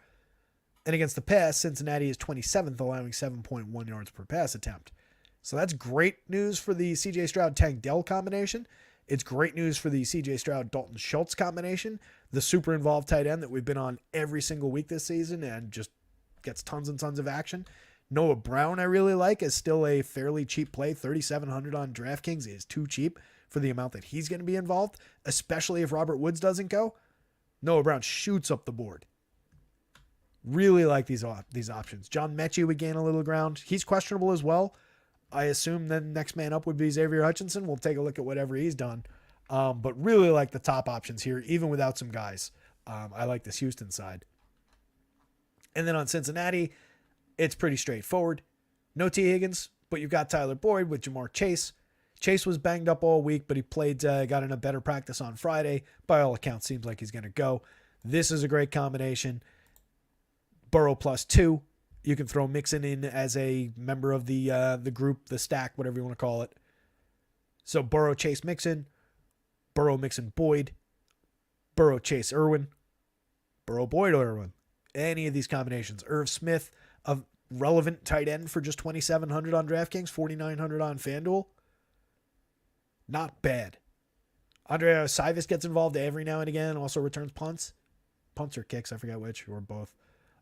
So not completely uninvolved as a total dart throw in a game that we like to be pass heavy.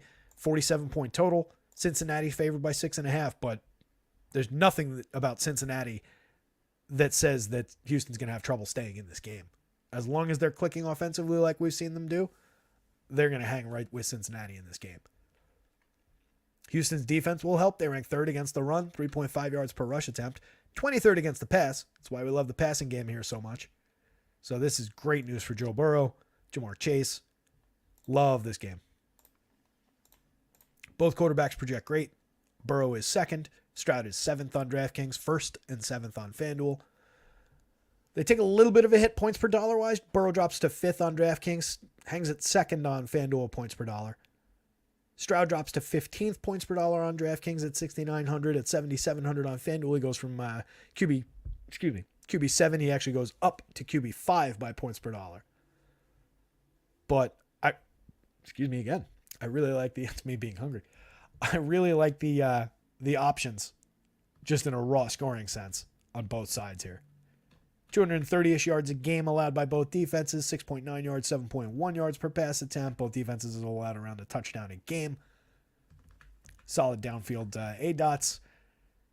Okay pressure rates, 24% pressure rate for Houston, 22.5% for Cincinnati, 17 sacks for Houston, 22 for Cincinnati, 11 picks for Cincinnati as well, but just allowing plenty through the air. You're allowing that much opportunity and that much passing, there's going to be some interceptions in there. Burrow's throwing the ball 38 times a game, pretty healthy volume. Stroud right there at 35 times a game, 12 touchdown passes to 14. Stroud's only thrown 1 interception this season. What a ridiculous year. 8.1 yards per pass attempt. Burrow still hampered by what happened early in the season when he was limited with the injuries, so only 6 yards per pass attempt. Gradually climbing, though. No worries about Joe Burrow. Nothing really to focus on in the ground game. Stroud's gotten in once on the season, 3.9 yards per rush attempt, but neither of these quarterbacks is going to be, both can scramble, but neither one of them is going to be getting a ton of plays called for them on the ground. Joe Mixon, the clear bell cow on the Cincinnati side, ranks 5th by points on DraftKings, 1st by points per dollar at 6,200. That's pretty cheap for Joe Mixon. 5th and 3rd on FanDuel, 7,700. That's realistic. Going up against a defense allowing just 3.5 yards per rush attempt, but 97 yards a game, 1.25 yard rush touchdowns a game. So they're actually allowing more rushing touchdowns than the Cincinnati defense. But Cincinnati's just giving up way more in terms of yardage. So they're a little bit more bend, don't break, where these guys are break, don't bend, I guess. Shatter. I don't know the way to describe that. But I think we can get there with both of these, both of the running backs. Singletary, I expect to get most of the volume on the Houston side. Last week,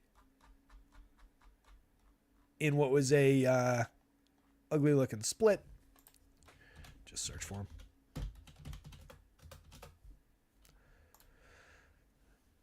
In what was looking like an ugly split last week, he ended up getting 46 snaps, 13 carries, only put up 26 yards, caught 2 of 2 passes for 0 yards. Week before that, 10 carries for 30, caught 2 of 2 for 13 yards. Hasn't been what I'd call good all season. Peak was 58 yards on 12 carries in week 6 before the bye. No touchdowns in either aspect of the game. But should be the clear lead opportunist. It's for no other reason than that. Mike Boone, next man up running game, saw 17 snaps last week, carried the ball 1 time for 3 yards, was not targeted in the passing game. And then Dario Ogunbowale, 24 snaps all with special teams, but he was the emergency field goal kicker, so you got a few points out of him. I didn't check, but I expect they figured out their kicking situation with a week in between, and he's not going to be kicking field goals again, which means he's probably not going to be relevant to fantasy scoring. That's not even a dart throw. That's a dart to the tip is unscrewed from it, the flight is pulled out of the back of it, and you dropped it on the floor and it rolled under the bar. Not a dart throw. Plenty of good options here. Jamar Chase, the clear number one on the entire slate on both sites by raw points. 12th by points per dollar on DraftKings, 5th by points per dollar on FanDuel. I love the idea of getting somehow to Jamar Chase, one of Keenan Allen or Amon-Ra, or if you can, both of those guys and Jamar Chase in a lineup is pretty killer. I don't think you could go to a Burrow stack. Maybe you could. Probably not. It's probably too expensive. But maybe you could get to like Goff, Amon-Ra, Keenan Allen, Jamar Chase as a really high-end starting point, and then figure out some cheapo running backs, cheap defense, cheap tight end to build into that. It's a high-end starting point.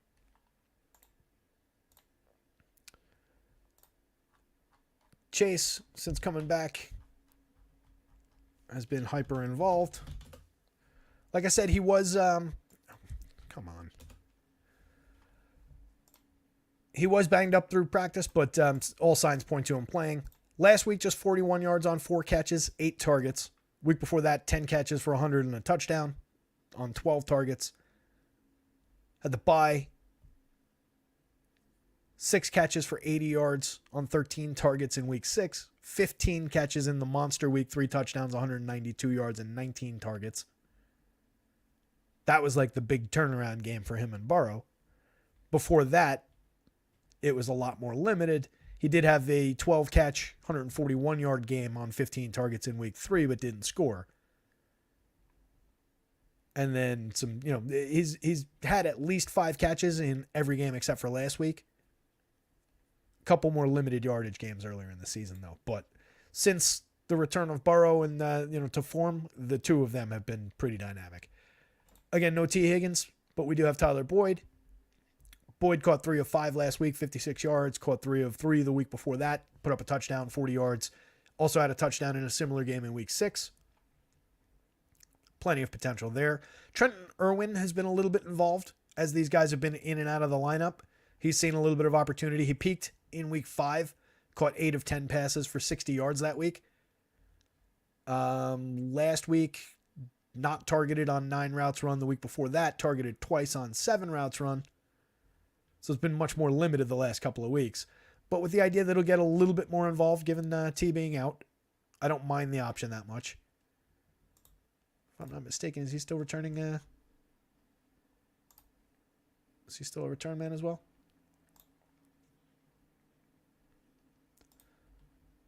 Or is it all Isivis now? No, he's still returning punts. So a little tiny sliver of additional upside from Irwin with the idea that he's got any given slate upside for a punt return. Again, not that we're seeking out these punt return guys, but that's just a little bit more justification for an okay projection for 3,000. Wide receiver 44 by points, but 11 by points per dollar at the $3,000 price tag. Very different on FanDuel where he costs 4,800, 37th and 32nd. But looking like a pretty decent value play on the DraftKings slate. Tyler Boyd also, by the way, wide receiver 3 by points per dollar on DraftKings. Wide receiver 8 by points per dollar on the FanDuel slate. Again, another very, very involved guy. And then flipping over to the, Irv Smith before we move on. The key tight end in that offense. Tight end 19 by points, but 10th by points per dollar. 20th and 19th, not great on the FanDuel slate for 4,900. But at 2,700, that's not too bad in terms of price, in terms of points per dollar. He scored a touchdown last week, targeted 4 times, caught 3 of them for 26. Week before that, targeted 4 times, caught 4 of them for 25. As long as one of those targets is coming at or about the end zone, and in the last 2 weeks, he had 3 red zone targets last week and a red zone target the week before, you can definitely sell me some Irv Smith shares in a passing offense that I love for 2,700. I see no issues with going to a few shares of that. It's a little bit less appealing at 49 on FanDuel. But that's a really nice piece of value at the tight end position on DraftKings. Isivis just a target in each of their last 3 games. 2 targets in week 5. He's caught all of them and had a touchdown in week 6 and another touchdown in week 8. Red zone target. He caught his 1 red zone target in each of those. If they're going to use him in that kind of a role, you can take a few dart throws there as well. He doesn't rank out great at the same price at 3,000. Wide receiver 71 and 70. You can see how critical that handful of points is. 63rd on both sites. or on the FanDuel slate rather. But a little bit of touchdown equity there. Again, with T out, the opportunity to spread the ball around. So, reasonable plays there. Tank Dell, the main receiver on the Houston side, ranks as wide receiver 16, wide receiver 10 on the DraftKings slate, 10th and 4th on FanDuel. Significant value. Has shown us tremendous talent, breakaway ability. Last week, 6 catches on 11 targets, 114 yards and 2 touchdowns. Had a big week 3 with 5 catches for 145 yards and a touchdown. When the targets are there, when the volume is there, he has been productive, and the volume should definitely be there this week. With Nico out, he'll be the primary target.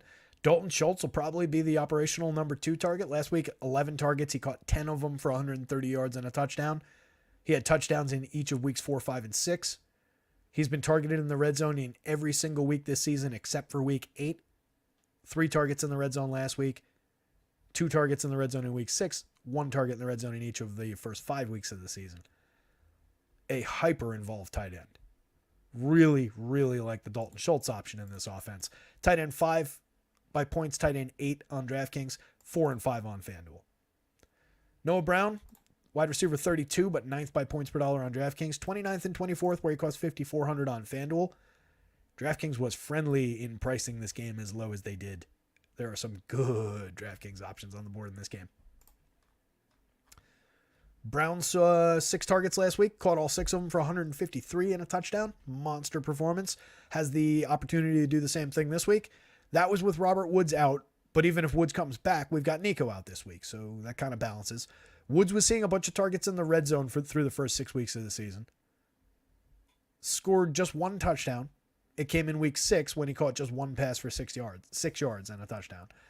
Each of the weeks before that, 3 weeks before that, he caught 3 passes for 34-ish, 25 to 34 yards. In week 2, he caught 6 for 74 yards. That was his peak. 9 targets that week. He had 10 targets the week before. But since then, these other receivers have kind of surpassed him, and he's been banged up.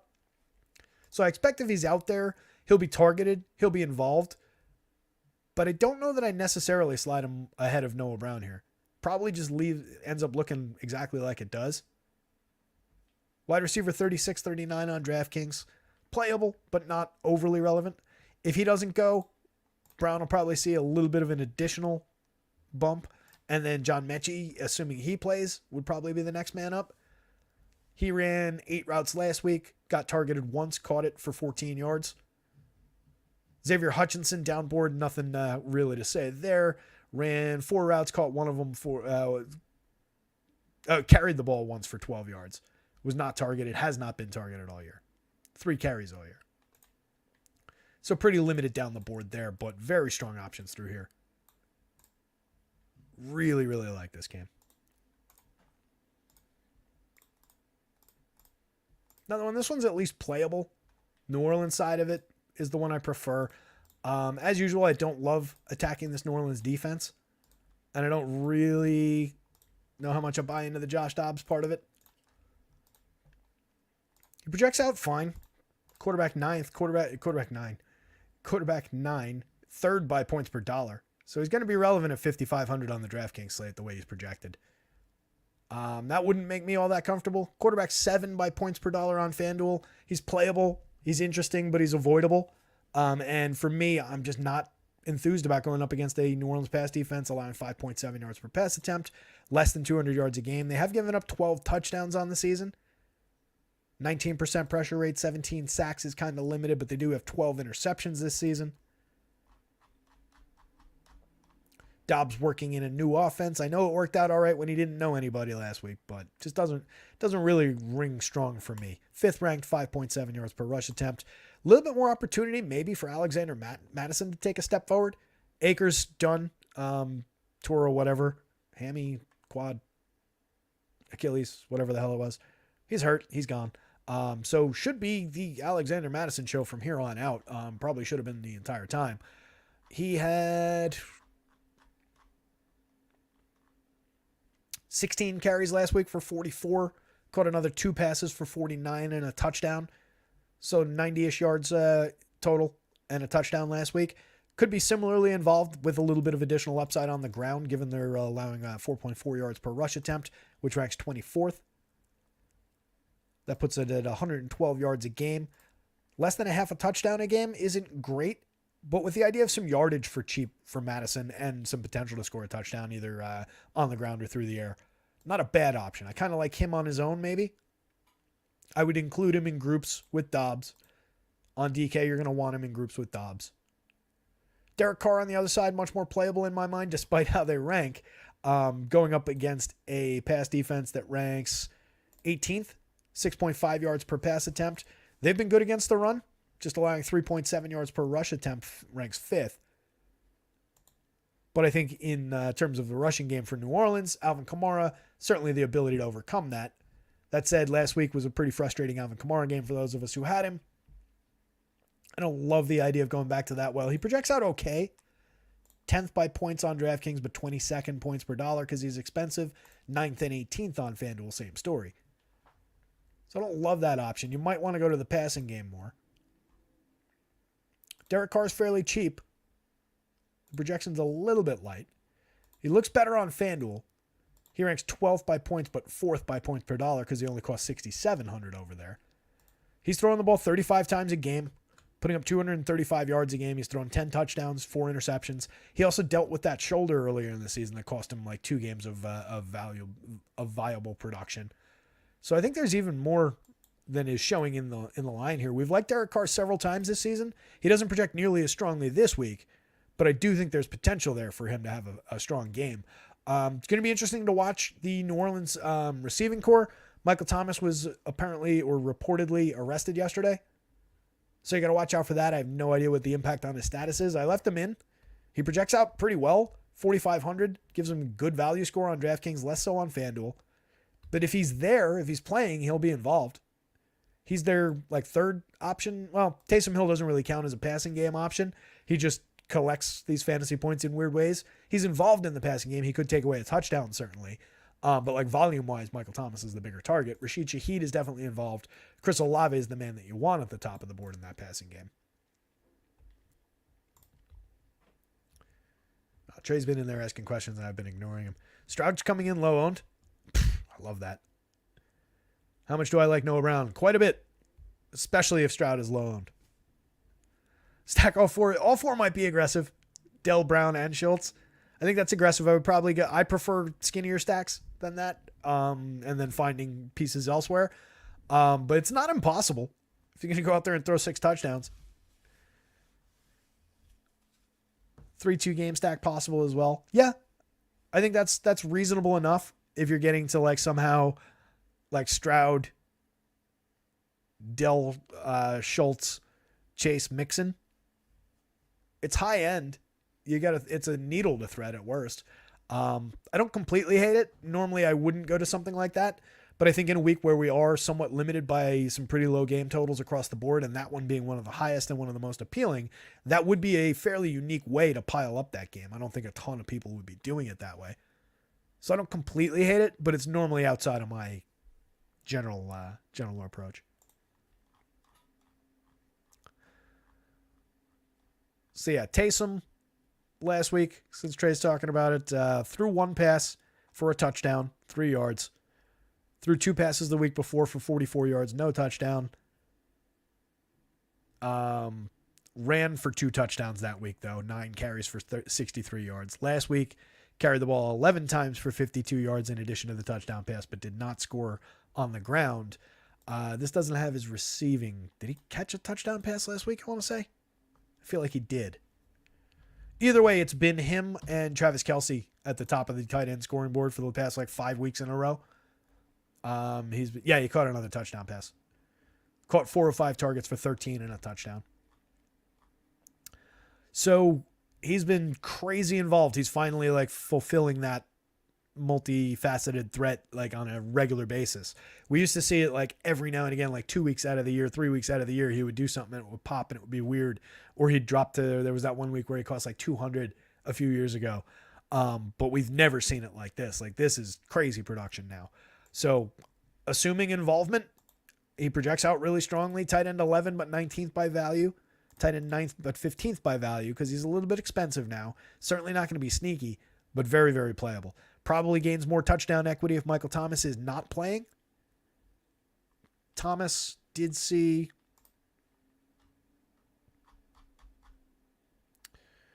3 targets in the red zone in week 7. Actually didn't have any each of the last 2 weeks. That's interesting.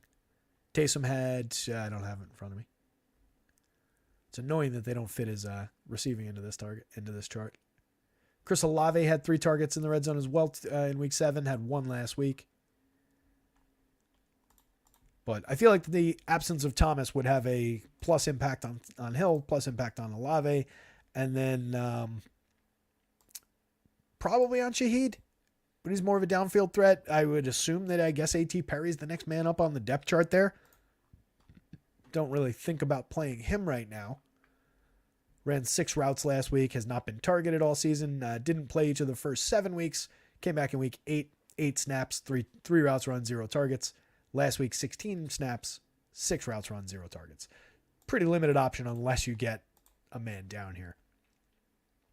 Juwan Johnson's not incapable at tight end for only 3,100. Ranks as tight end 9 by points per dollar on the DraftKings slate. He had, even with Taysom Hill's involvement and everything going on with him from the nominal fantasy-wise tight end spot, Juwan Johnson took 46 snaps last week, ran 25 routes, was targeted 5 times, caught all 5 of them for 29 yards and a touchdown. So that's pretty good. Week before that, just 1 catch, two targets on 16 routes run. Didn't play for 4 weeks straight before that. Hadn't scored a touchdown before this past week, but put up, 8 touchdowns last year? 7 or 8 touchdowns last year? So definitely the potential to be involved. Shaheed is the downfield threat. Ranks 38th, 47th, 35th, 37th on the FanDuel slate.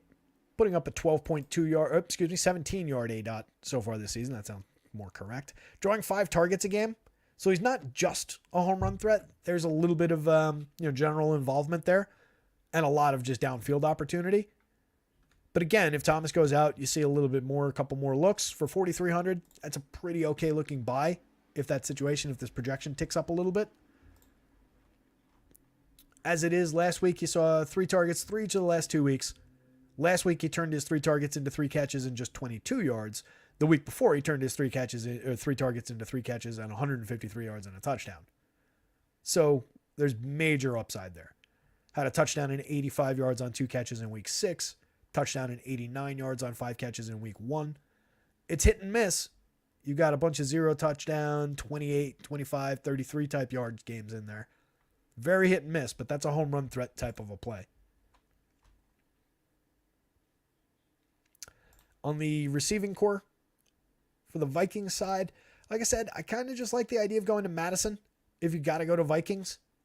Not necessarily as a run back play, but maybe as an individual against a New Orleans rush defense that's just, middling at best. But they haven't allowed a ton of touchdowns. They're just allowing yardage, so another like bend don't break kind of a rush defense. Addison from off the top of the board, 14th and 15th on DraftKings, 11th and 14th on FanDuel. Looks perfectly fine. But again, it all comes down to how well Josh Dobbs plays here. KJ Osborne got upgraded to questionable after looking like his season was over for a while last week. Seems like he's probably not going to play. I'd be surprised if he played, but when he got upgraded, I put him back into the projections. I would expect that he doesn't go and Brandon Powell picks up a little bit of value. He was projected higher before I put KJ back in. Either way, none of these guys looks like an overly strong option. Tristan Jackson, even at the $3,000 price, doesn't look great. Jackson saw 3 targets, caught 1 of them for 2 yards on 34 routes run, 52 snaps last week. Even at the limited price, it's not great. Powell was involved, 2 catches, 15 yards, but scored a touchdown, had 3 targets each of the last 2 weeks, 6, 4, and 5 targets weeks 5, 6, and 7. KJ, if he's out there, had 10 targets, 8 catches, 99 yards in week 8. Just 2 targets on 10 routes run before getting knocked up. That would be a weird game. Before getting banged up last week. TJ Hawkinson, obviously a premium target in this game from the tight end position. Tight end 2 on the DraftKings slate. Tight end 2 on FanDuel, 3 by points per dollar. Looks like a great option. 7 catches last week for 69. 6 catches for 88 yards and a touchdown the week before. 12, then 9, then 12 targets. 8 targets each of the 2 weeks before that. The clear-cut dominant tight end in this game. Probably the lead receiver for this team, I would think, for Dobbs. I like the idea of him going to the tight end a little bit more, especially just the way that he plays the quarterback position. I kind of like the idea of him connecting with Hawkinson a little bit here. Addison would be my first wide receiver click from this team, but Hawkinson looks like he's got a little bit of an edge in terms of where he's providing value. And again, overall, I just don't love attacking this New Orleans pass defense. So there's that. Touched on the New Orleans side. We did talk about these guys a little bit. Kamara, going up against the D, allowing 102 yards a game. 3/4 of a touchdown. Even in those limited returns last week, he still did give us... There he is. 9 carries, 5 targets, caught 4 of them for 44 yards. So it was a 70-yard day overall. But you're expecting more. 100 yards combined the week before with 2 touchdowns combined. Tons of volume. Had those 14 target games with 17 carries, 11 carries. So the volume was down a little bit last week for Kamara. Kendry Miller's questionable to play. Or excuse me, he's out. I removed him from the projections. Jamal just got 3 carries last week. Had 6 carries the week before that. 5 the week before that. Minimal involvement in the passing game. 3 targets last week on 14 routes run. Caught 2 of them for 6 yards. Hasn't been in the end zone after scoring what seemed like every single week multiple times last year. Has any given slate upside to hammer one in, but not really a premium option on this slate. Madison, yes. Kamara, yes. Nobody else really in the running game.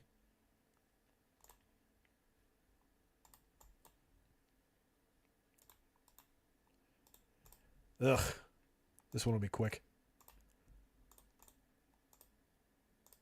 I mean, we literally don't even have to look at this one. We will. But Dallas favored by 17. Local legend Tommy DeVito playing quarterback for the Giants. 38.5 point total that it seems, unless Dallas goes off for north of 40 or north of 35, let's call it. No, they'll have to. Giants. Let's give the Giants a field goal. So the Cowboys need to score 36 to beat the spread, which is totally within reason. I could easily see them putting up north of 40 again. 40-0 shutout against the good version of the Giants, the healthy version of the Giants in week 1, with like their stable offensive line, with their starting quarterback. This team just sucks. Darius Slayton, I wouldn't play. Wandale Robinson, I wouldn't play. Jalen Hyatt, I wouldn't play. Daniel Bellinger, I wouldn't play. Paris Campbell, Matt Breida, Isaiah Hodgins, Lawrence Cager, whoever the hell Deion Jackson is, and Sterling Shepard. I just wouldn't play these guys. I wouldn't stack them. I would go to Saquon Barkley maybe as an individual. Still a fair projection for Saquon. Going up against the Dallas defense that's allowing a 15th ranked 4 yards per rush attempt. They're 13th against the pass, 6.4 yards per pass attempt.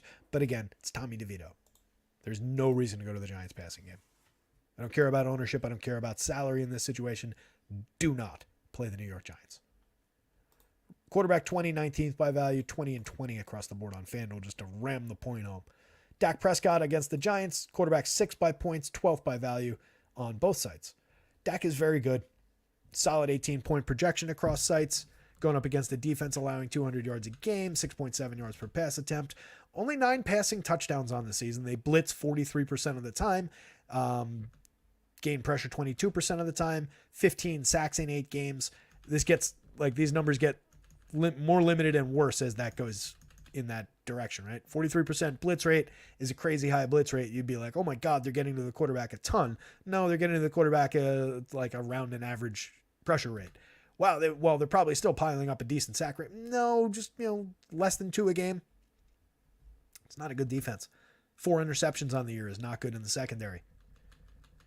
Dak's throwing the ball 33 times a game. There's plenty of volume there, racking up 250 yards a game. He's got 13 touchdown passes on the year, 7.6 yards per pass attempt, 7.5 intended air yards per pass attempt, completing 4.4 air yards per pass attempt. He's even got a rushing touchdown to his credit. Plenty of love for everything going on with Dallas. Could be a nice game for Tony Pollard. Pollard last week, 12 carries for 51, caught 3 passes on 5 targets for 12. Pretty similar week the week before, 12 carries for 53, caught 1 for 2 yards. 15 carries for 30. He's been over 100 yards just once all season. 23 carries for 122 in week 3. That said, his best fantasy game of the season was probably that week 1 game. Carried the ball just 14 times, but put up 70 yards and 2 touchdowns against this Giants team. Caught another 2 passes for 12 more yards. Could be a good return to form kind of a week for Tony Pollard. RB4, RB8 on DraftKings, 4th and 2nd, because he only cost $7,800 on FanDuel. Interesting piece of value there on the FanDuel slate. Giants defense giving up 127 yards a game and 1.4 touchdowns a game. Confirmed worst on the board. 1.4 touchdowns a game rushing. Could be a good Tony Pollard day. Even if it's just in the form of touchdowns, at price, that's pretty solid. On both sides, really. Saquon going to have more problems. The Cowboys allowing 108 yards, 4 yards per rush attempt, less than a touchdown a game in their games. He ranks 7th on FanDuel across the board, 6th but 14th by value on DraftKings. But the volume's going to be there. The touches are going to be there. It's just going to be, they can surround Saquon with like 5 guys. Somebody said that in the Discord the other day, and it stuck in my head. That's exactly right. Like, there's no threat from the passing game here. So just key on Saquon the entire game. Last week, 25 routes run, caught 3 of 4 passes for 23 yards, carried the ball 16 times for 90 against Las Vegas. Against the Jets the week before that, carried it a whopping 36 times, 128 yards on the ground. Caught 3 passes of 3 out of 5 targets, put up 0 yards in the passing game. 41 yards on 3 catches the week before that with a touchdown through the air. It's been very, very involved. At least 20 touches in every game except for the most recent one where he had 19 in every one of the 4 games since he came back. And when I say at least, each of the first 3 games were 28, 24, 39, and then just the 19. So each of 30, I emphasized 39 wrong and screwed up the end of that sentence. And 39 in that 3rd game, and then dropped to just 19 last week. But obviously the number 1 option in that Giants offense. I do think you can go to him. He's okay. The price on FanDuel is fine at $7,400. RB7 by value. I don't mind it. But I do not expect much else from these Giants at all. The passing game, CD is a prime target. Put him just right on that list with Keenan Allen, with Jamar Chase, with the top wide receiver options. He projects right alongside those guys. Several of those guys are like 18 DraftKings point projections this week. They all look great. Wide receiver 3 by points, 26 points per dollar because he costs $8,500. We just don't care. Premium target. Wide receiver 2nd and 7th on the FanDuel slate. CD, we were talking about him going into last week's game. He put up a 191-yard day on 11 catches. Didn't score, but that's a pretty big day anyway. 16 targets. Week before that, targeted 14 times, gave us 158 and 2 touchdowns, 12 catches. Bye week the week before that, but 7 catches on 7 targets, 117 yards the week before in week 6. So that's 3 straight with at least 117 yards. At least 7 catches. Last 2 weeks, he's got 12 and 11 catches, 150 plus yards in each game, 2 touchdowns in week 8. Enough said. CeeDee Lamb, everybody. Jake Ferguson, 7 catches, 91 yards and a touchdown last week, 4 catches, 47 yards and a touchdown the week before. Targeted 10 times last week, 4 times the week before that. Tons of looks in the red zone all season long. Ferguson and Schultz from Houston have been like my 2 favorite just random tight ends to go to for they're typically relatively affordable. They get tons of opportunities in the red zone. They're capable guys who get opportunities elsewhere on the field and are involved in their passing attacks. I really like both of those options. And Ferguson doesn't pop up all that crazy expensive. 4,600 projects out well. Tight end 9 by projections, 13th by points per dollar. 5,800, he's 8th and 8th on the FanDuel slate. Brandon Cooks, very capable veteran receiver. That said, he's been pretty limited through most of the season.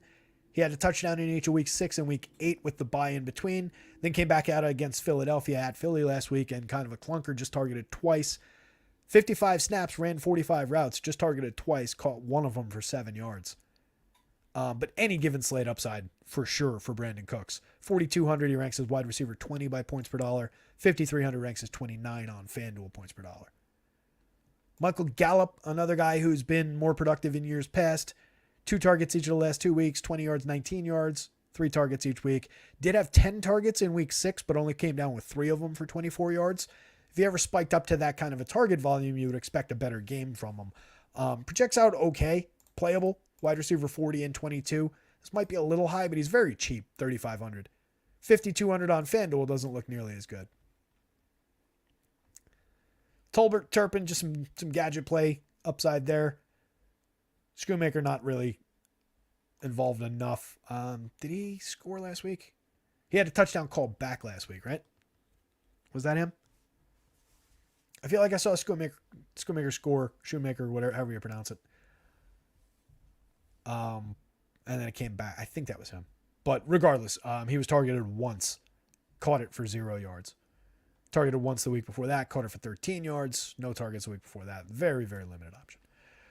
And again, I just don't like anything on the Giants passing game. Not with Tommy DeVito throwing the ball. You can see how they rank. You can see how they project. Nobody above 6 and change on the DraftKings slate. Nobody above 5 on FanDuel.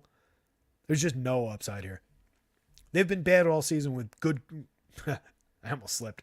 They've been bad all season with slightly more capable quarterbacks throwing them the ball. Now they have a guy who's just, again, literally on the team because it was a nice story. Local North Jersey kid makes good and makes the Giants. That is the reason they gave him this job. Now he's starting. It's a disaster.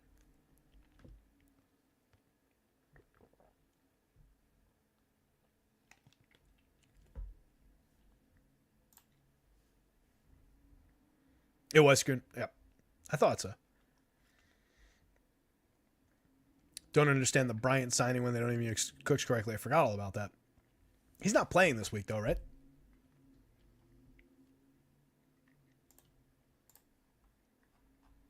I don't think he's playing.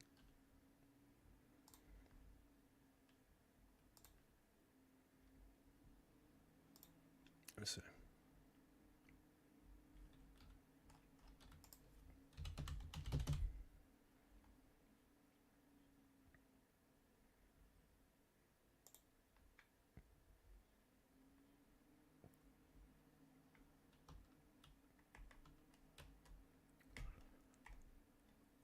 Nothing about him getting signed up from the practice squad yet, so I imagine he's not playing. If we catch that news, is he even on the slate?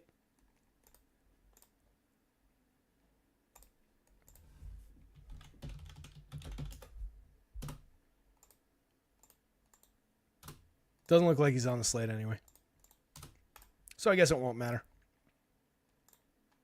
It'll be weird if he gets into the lineup and catches 2 touchdown passes. Last time we saw him was 2018.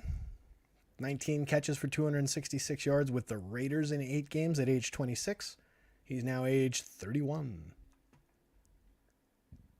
Excuse me. 15 games at age 25 in 2017 with Pittsburgh, 603 yards and 3 touchdowns. 8 touchdowns his rookie year back in 2014. That came in 10 games. 6 touchdowns in 11 games in 2015, 765 yards. There was talent there once upon a time. An indefinite suspension that costs you 5 years of your career is not going to do you favors as far as making the Hall of Fame. But regardless, doesn't look like we're getting him this year. Or this week, rather. So that, I think, is all we got to say about this game, right? Tons and tons of value and options on the Dallas side of things. The only issue there is I could potentially see, like I said at the top of the show, Dak, Pollard, CD, the premium players in the fourth quarter, maybe not necessarily playing out the string. If they're up the way that Vegas sees them being up, we could see the third stringers. That said, CD and Pollard will probably, and Dak will probably have done their damage by that point anyway. Especially Dak will have done his damage by that point if they're up by that much that they're taking him out. If they're not, then it probably failed you as a fantasy option anyway. And the Giants had a weirdly good day. But that's not going to happen. So I'm not that worried about it, but it is a potential minor factor. We got 3 games to go. Cruising. 2-hour mark. 1 o'clock. I'm going to get to the Thanksgiving dinner on time. Look at this. I do like these last 3 games. A little bit more to talk about here. Has the Brock Purdy bandwagon officially derailed or what? He looks all right this week. Doesn't project nearly as well as his running back. Christian McCaffrey's so good. I think he projects better than all the quarterbacks on the board this week on DK. Pretty sure, right? Yep. McCaffrey projects better than every quarterback on the board on DraftKings this week. Probably slightly behind some of the quarterbacks on FanDuel. Yeah. Just slightly. But he's obviously a killer option every week. He's priced higher than the quarterbacks, priced like a quarterback, priced like a premium option. Scores a touchdown basically every time he's out there. 45.5 point total in this one. San Francisco only favored by 3 on the road. Should be a good game. I like both these teams. I like the talent on both sides. Deebo Samuel coming back, so that adds another option to the dynamic San Francisco team here. Jacksonville's got very high-end skill players on both sides, across the offense. So there are good options to go to. Trevor Lawrence, last time out, threw for 292 yards, just 1 touchdown pass. Really hasn't had the big fantasy day yet this year. I feel like I've said that a number of times over the past few weeks. Trying to cajole it out of him. He ranks 11th by points and value on DraftKings, 11th and 10th on FanDuel. Purdy on the other side ranks better. 8th by points, 4th by points per dollar on DraftKings at 5,700 makes him relevant. 8th and 6th on FanDuel. Just gets a lot of float from the skill players that he plays with. I talked a bunch of times about not totally being sold on the Brock Purdy experience. Last week, 365 yards is good on 22 of 31 passing, but just 1 touchdown, 2 interceptions. Week before that, 21 of 30 for 272, 1 touchdown, 2 interceptions. 1 touchdown, 1 interception for 125 yards on 12 completions in week 6 at Cleveland. Had a big game with 4 touchdown passes, 252 in week 5, but it hasn't been as strong the past few weeks.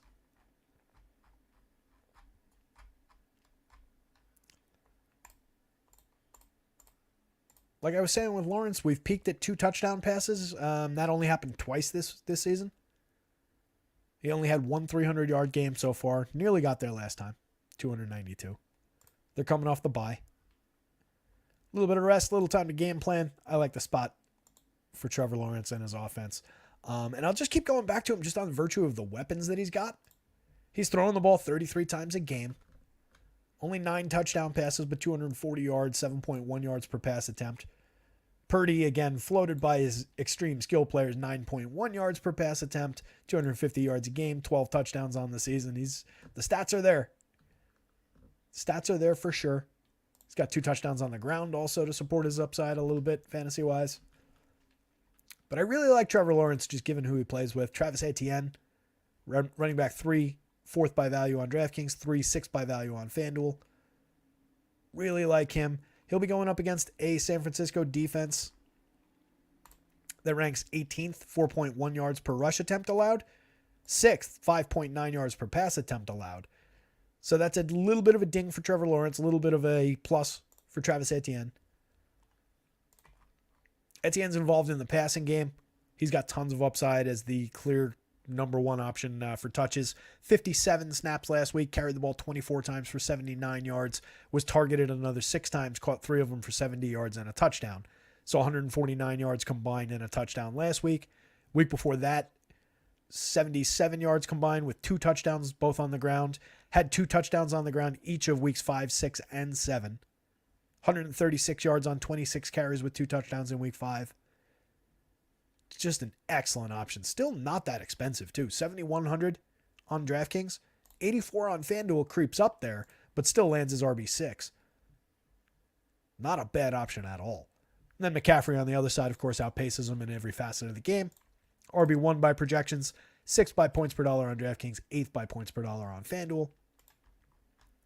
He's Christian McCaffrey. We don't have to sell this one too hard, but just to take a quick look. 1 touchdown rushing and 1 touchdown receiving in each of the last 2 games. Has at least 1 touchdown in every single game this year. Last week, 12 carries for 54 and a touchdown, plus 6 catches for 64 and a touchdown. Week before that, 15 for 45 and a touchdown, plus 3 for 51 and a touchdown. It's just ridiculous. The number of touches, the absolutely dominant production that he puts up on those touches. If you can afford him, you go to Christian McCaffrey every time. No bones about it. Even against a good rush defense. 3.6 yards per rush attempt. Less than 80 yards allowed a game. Only 0.63 touchdowns allowed a game. The touchdowns are telling about these rush defenses as well. So, I mean, McCaffrey will have to, if he was just looking for yardage as like a normal running back, would have his work cut out for him. But just the way they scheme for him, where they get him the ball on the field, like the opportunities almost create themselves for him. And then he's so dynamic within where they give him the ball that it just kind of comes. So I'm not really that worried matchup-wise. I don't want to say he's matchup proof, but he's as good as. Closest thing we've got to. So plenty of love for McCaffrey. Also played 100% of the snaps last week, which is also good. Eli Mitchell, much more limited. Touches aren't really going to be there. 3 carries last week. Targeted once. 2 routes run. 3 routes run the week before. 4 routes run the week before that. It's just not enough involvement unless something happens. Kyle Juszczyk is at least out there. He runs routes. 10 routes run the last week. Actually carried the ball twice. Gained no yards. Has not been targeted each of the last 2 weeks. Peaked at 4 targets in week 5. His peak outside of that was a target on in each game on either side of that. And then no targets in any of the other games. Despite running a handful of routes. Double-digit routes in more than half of their games all season. Just not really all that involved as a target.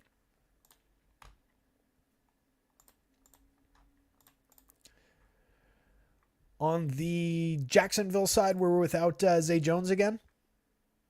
So good news for your Christian Kirk shares. A little bit good news for Jamal Agnew shares at 3,000. He's kind of interesting.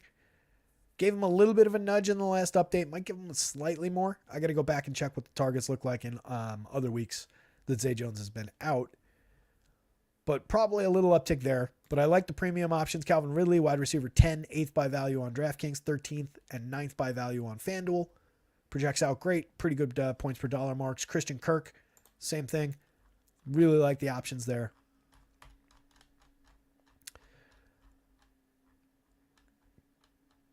Kirk had, if I could ever get to him,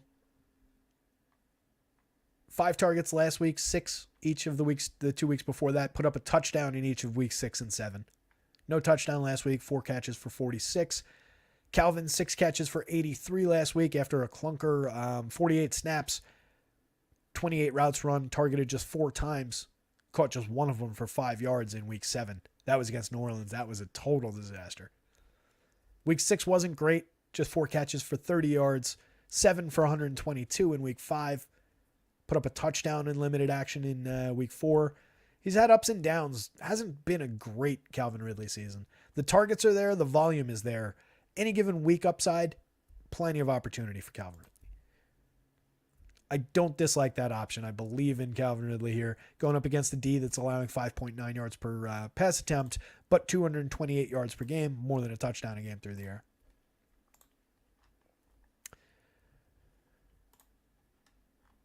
Evan Engram, 10 catches last week on 10 targets, 88 yards. 5 of 7 the week before that, 7 of 7 the week before that. Only 40-ish yards each of those weeks. Yet to score a touchdown through the air this year. Doesn't have a touchdown any other way either. Tons and tons of talent. Fair amount of volume. Just has to get in the end zone. But has been capable enough. For 4,500, there's plenty of value there. Tight end 6, tight end 4. 5,600 on FanDuel, tight end 7, tight end 4. I like the Evan Engram option. If I'm going to stacks of Jaguars, he's very involved. I think he's a playable tight end on his own, just given the significant target share. Two targets in the red zone last week. He was involved near the end zone, just didn't happen to get in. But if you've got him the week that he finds his way into the end zone, that's going to be a pretty big day for Evan Engram shares. So I'll keep going back to it. Agnew ran 13 routes last week, didn't draw any targets. Week before that, ran 26 targets, caught 4 of them for 36 yards. In week 3, had 49 yards on 4 catches, 5 targets. I believe that was another week where Zay was out. But around here is the correct projection. Picks up a little bit in value for 3,000 on DraftKings. A little bit in value for 4,500 on FanDuel. A dart throw for sure. Tournament only dart throw. Timmy Jones down the board. No targets last week. 2 targets a week before. Turned it into 17 yards. 0 touchdowns on the season. That 2 catches and 17 yards was his absolute peak for the year. Handful of routes run in a bunch of different weeks, but really not drawing much action. On the San Fran side, after Christian McCaffrey, you do get Debo back. Right now, Ayuk is out ahead of him in projections. It's a pretty meaty projection for him. Wide receiver 6, but 28th by value. 5 and 11th by value on FanDuel. Debo coming in cheaper is very interesting. Doesn't project out as high, ranks 19th and 34th, 19th and 26th on the FanDuel slate. Missed each of the last 2, then they had a bye in week 9. Only played 8 snaps in week 6. Looking back to week 5, ran the ball 5 times for 30 yards, caught 3 of 3 for 55. Limited action the week before that. Only carried the ball 3 times, wasn't targeted on 19 routes run, oddly, 46 snaps. Against the Giants in week 3, 6 carries for 129 yards plus 1 catch on 12 targets. How the hell did you only catch 1 of 12 targets, Debo? Oh, I'm reading that backward. My bad. That makes so much more sense. With the rushing in there, I was looking at the wrong column. All right. Whew. Glad I saw that. All right. So it was 6 catches for 129 yards and a touchdown. 1 carry for 2 yards. The 5 carries for 30 yards I read correctly. 3 catches for 55 yards in week 5 against Dallas. 2 carries for 11 yards in week 6 before going out of that game after 8 snaps. 1 target but didn't catch it in that game. And then the empty week in week 4 had 3 carries for 6 yards, ran 19 routes, but was not targeted, didn't catch anything. So I got that one right as well. It's just the one that I flipped the columns on. I was going to say, how the hell do you catch 1 of 12? That would have been atrocious. 6 of 12 isn't great, but it's a lot better than 1. That was a big week. But the point of all of that was that when he's healthy, when he's out there, Debo's a dynamic player who gets touches in both aspects of the offense. So for the cheap price, with any given slate kind of home run upside, as probably the 3rd or 4th thought in this offense for everybody. Like everybody's going McCaffrey, probably Ayuk 2, probably Kittle 3, and then Debo kind of becomes the afterthought here. Maybe not because he's cheap. Maybe I'm wrong and the ownership is going the other way. If that's the case, it just creates an opportunity around an expensive pay up to be a little bit different Brandon Ayuk. So wherever the ownership is falling on that, I think you can just go the opposite direction. George Kittle looks like a good tight end option. Tight end 4, but 17th by points per dollar on DraftKings. Chews up a little bit of salary. 5 and 7 on FanDuel for cheaper. Gotta like that. Last week, Kittle caught 9 of 11 targets for 149 yards. Didn't get in the end zone. The only time he's been in the end zone was that big week 5 against Dallas. He scored 3 times that week. But the week before in week 7, he had 5 catches on 7 targets for 78 yards. Very, very involved tight end.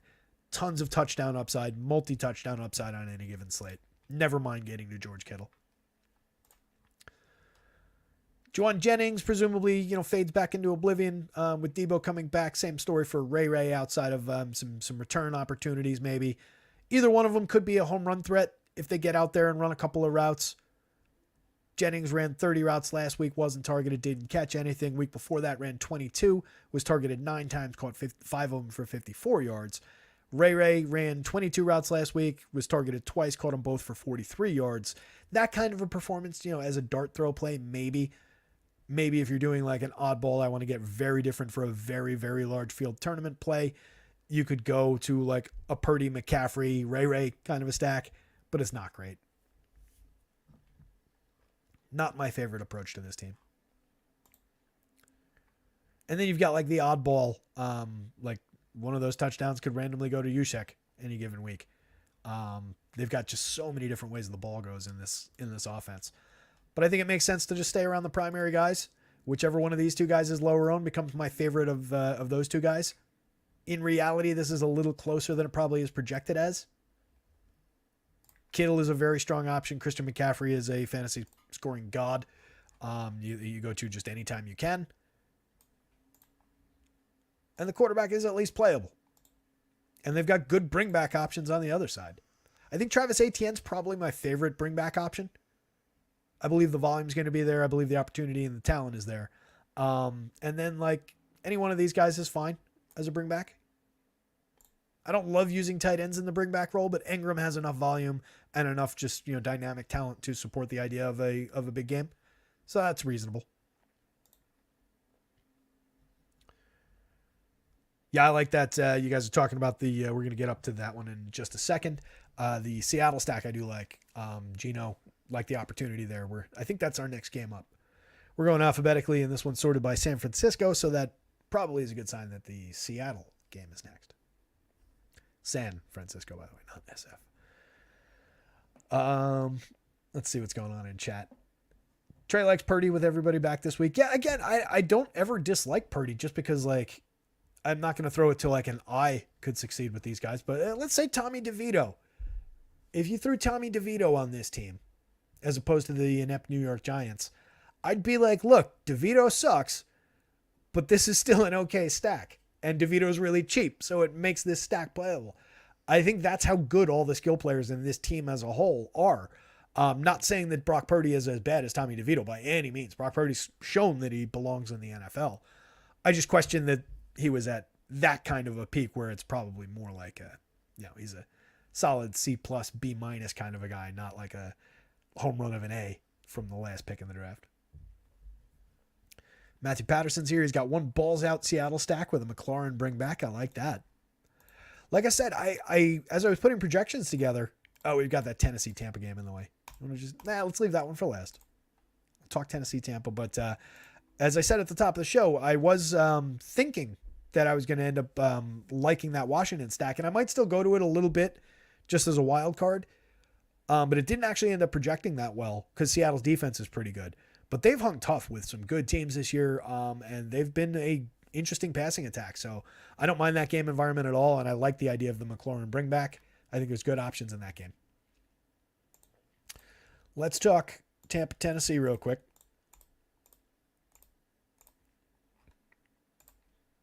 We did hit on this game with that question that came up earlier around the Mayfield and Levis play. A lot of games this week, oddly, where it's like Tampa, Tennessee, Minnesota, New Orleans right next to each other, Arizona, Atlanta right next to each other. Talk about wasting time on a show, but just was fun as I was putting it together. It's easy when it goes that way. When I'm doing like the groups article, it's just like, oh, these guys are right here. I can just copy that list, put it right here. Makes it go by a little quicker. Anyway, not that you guys care. I mean, not to say that you guys don't care. Maybe you do. I don't know. But I wouldn't necessarily care to hear somebody talking about that. So I'm going to assume that that's your posture on that as well. What I'm saying is I'm wasting time. Will Levis going up against a 10th ranked Tampa defense against the pass, 3.8 yards per pass attempt. Excuse me. Fuck. Keep getting those backward. 7.5 yards per pass attempt, 31st ranked. Good opportunity for Levis. Bad defense against the pass. Good defense against the run, 3.8 yards per rush attempt. But it is Derrick Henry there. So you get the any random Derrick Henry, just monster 200-yard performance mowing through even good defenses. That said, we haven't really had that Derrick Henry this year.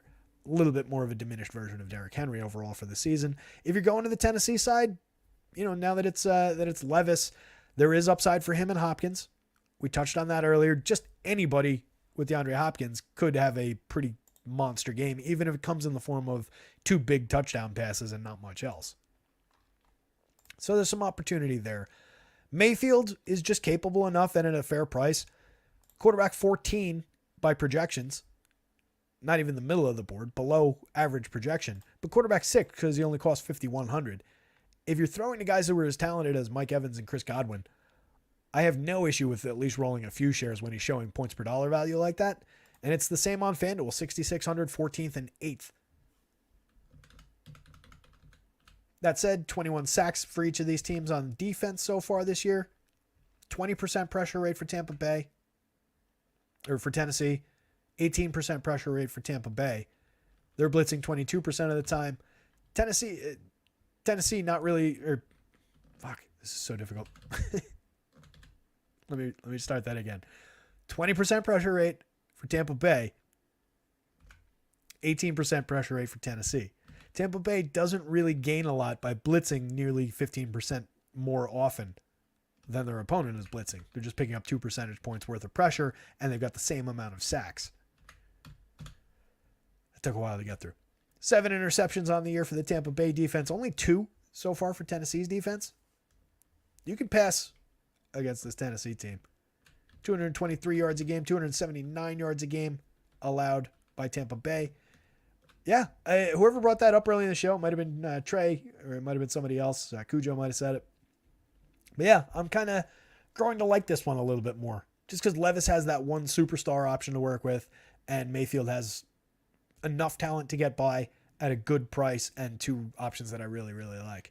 He's thrown 12 touchdowns on the season, just 4 interceptions, 233 yards a game. Levis in his 2 games putting up 250 yards, has 2 touchdowns a game, 1 interception so far.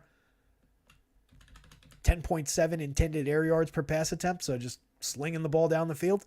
Gotta like that. Completing 5 air yards per attempt, so a full air yard per attempt more than Mayfield's completing. 7.4 completed yards per attempt versus 6.8.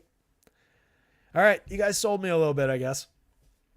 Projections aren't going to change based on that, but I might just force feed a couple shares of Levis. Mayfield will probably pop up just based on where the points per dollar is. I expect I'll get a little bit of them. But yeah, I think you sold me a little bit on Levis. Rachaad White, I love. That's another reason I like going to this Tampa stack. RB9 by points, second by points per dollar because he only costs 58 on DraftKings, 11th and 5th on the FanDuel slate, especially on DraftKings with the PPR. Just a monster option. Had a good day last week after we talked about him. I expect him to come right back and have another good day. He had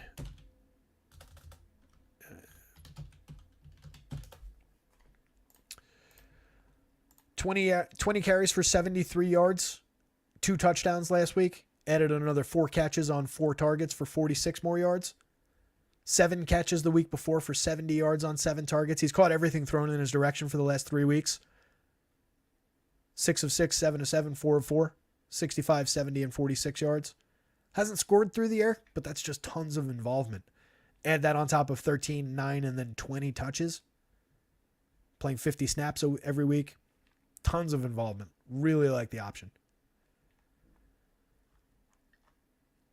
Chase Edmonds, 7 snaps with the offense last week, 8 snaps the week before, 3 carries each week. Not at all productive. Limited target shares each week. Keshawn Vaughn, 5 snaps with the offense last week, 4 the week before, 4 carries last week for 9 yards, 1 carry the week before for 1 yard. It's the Rachaad White show in Tampa Bay. Volume is there, and the involvement in the passing game is definitely there. Really like the option. Derrick Henry ranks as RB11, but 17th by points per dollar. 10th and 13th looks a little bit better on the FanDuel slate. Going up against the D that's allowing just 3.8 yards per rush attempt, 92.8 yards per game, half a touchdown per game. Henry had 17 carries for 75 and a touchdown last week. Added 3 catches on 4 targets. 4 targets each of the last 2 weeks, had 4 catches for 21 the week before. Carried the ball 22 times for 101 that week. Didn't score, but decent production on the ground. Any given week where they give him 20 touches, he's got a pretty good shot at 100 yards at least, and a reasonable shot at getting in the end zone. But even that, for the money, you're still only doing okay. Right? Like, this isn't great, and this is essentially that performance.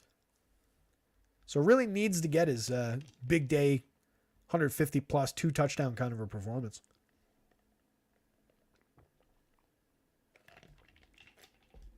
I think I'd rather go to the Tennessee passing game, as uncomfortable as that is to say. Tajee Spears, 5 carries last week, 4 catches, just a handful of yards. Only been in the end zone once all season. Not much of an option. RB 26, 25. Probably should be a little bit lower than this projection-wise. flag him too. Here's where we do have some good options. Evans and Godwin, along with Rachaad White, make up most of the passing game for the Tampa Bay side. Projected pretty evenly. Wide receiver 12, wide receiver 13, 44th and 35th by value at 7,200, 6,700 on DraftKings. Similar on FanDuel, 9th and 16th, 25th and 12th by value.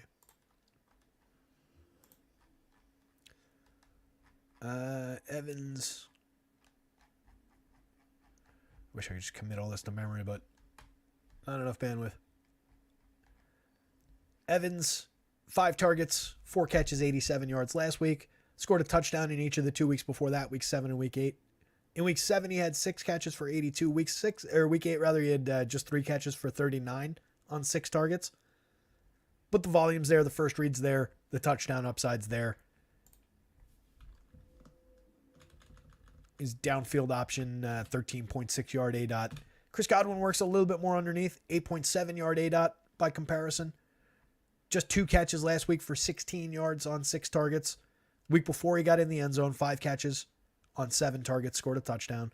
6 catches each of the 2 weeks before that, 77 and 66 yards. The volume is there. The scoring hasn't really been. But any given slate upside, and again, at pretty strong value pricing. At least not, well, strong value pricing on the FanDuel slate and better value pricing than Evans on the DraftKings slate. I wouldn't call him a strong value there. But where he ranks out, I like the Godwin option. Cade Otton just 16th and 11th at the tight end position, 16th and 17th on FanDuel. Did have 9 targets last week, caught 6 of them for 70 yards and 2 touchdowns, which is significant. If he comes out and does that again, obviously it's slate bending for 3,400. 5,200 on FanDuel, a little bit less so, but would definitely be a relevant performance. Had not scored since week 4, where he had 3 catches for 13 yards and 1 touchdown. That was his only other touchdown of the season. It was also the only other time. Outside of 1 target in week 1 at Minnesota, it was last week, and then that 1 touchdown game in week 4 as far as his red zone targets go. So it hasn't exactly been a volume monster. Trey Palmer, 4 targets last week, caught 3 of them, 51 yards. Hasn't scored a touchdown since week 4, but has been involved. Handful of targets, handful of catches each week. It's right there.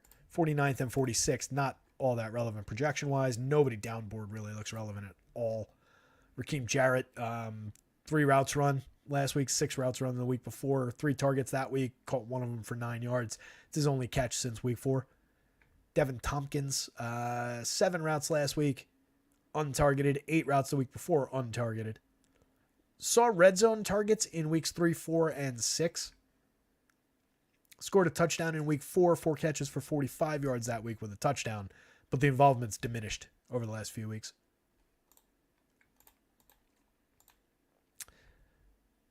There's D-Hop and there's everybody else in this offense. Wide receiver 5, 7th by points per dollar because he only costs 6,000. Again, with a quarterback who is capable of, and in his 2 games has been throwing the ball down the field, that is interesting. I didn't realize the $6,000 price. On FanDuel, only 71. Wide receiver 6, wide receiver 2. Yeah, that is significant value. Especially when you can take him and, like, on talent, he's right there with those Keenan Allen $8,000 receivers, Jamar Chase, everybody else that was at that level that we were talking about. So the fact that you can plug him in alongside those guys for only 6,000, major piece of value there.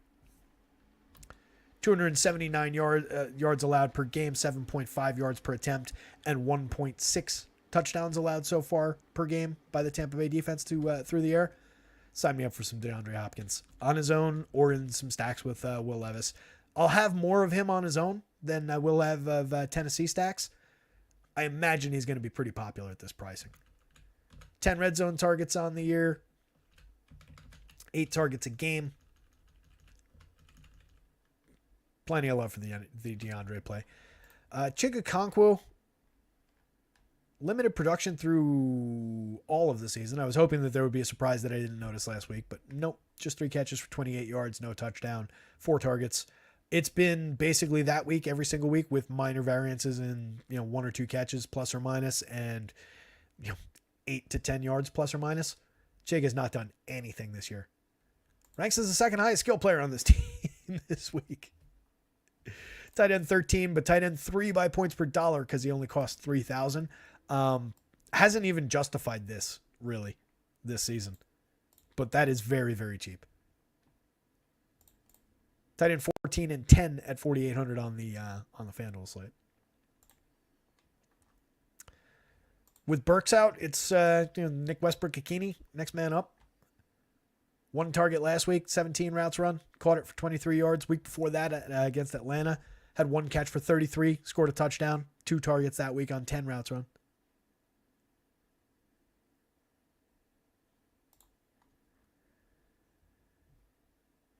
Beantown, I hadn't seen that about Tannehill, but no, I think they're just giving this job to Will Levis at this point. I don't think they want to bring Tannehill back, do they? I think they wanted to trade him.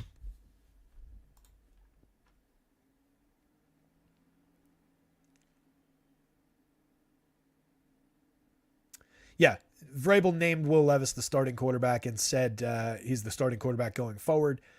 And he specifically referred to either Tannehill or Malik Willis as the backup quarterback. Both of them are game time decisions. Or it's a game time decision for Malik Willis in the event that Tannehill comes back as a game time decision. Malik Willis doesn't play. But either way, whichever of those guys is active, he's the backup quarterback per the head coach. So I wouldn't sweat that in terms of the Will Levis play. Could you see Tannehill come in if Levis throws 4 interceptions in the first half? Sure, but we're not, we can't not play Will Levis because of that, and we can't play Tannehill because of that.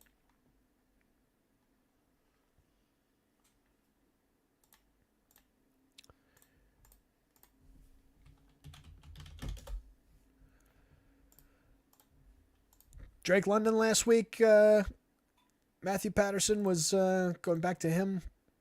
Targeted 7 times, caught 5 of them for 55. Kind of a similar game to what he had the week before. Oh, sorry, no. Last week was the DNP. Week 9. What did happen to him that week? Forgot about that. What was wrong with him last week? Groin injury? Practiced in full. Full practice Thursday, full practice Friday, presumably. So I believe it was a groin.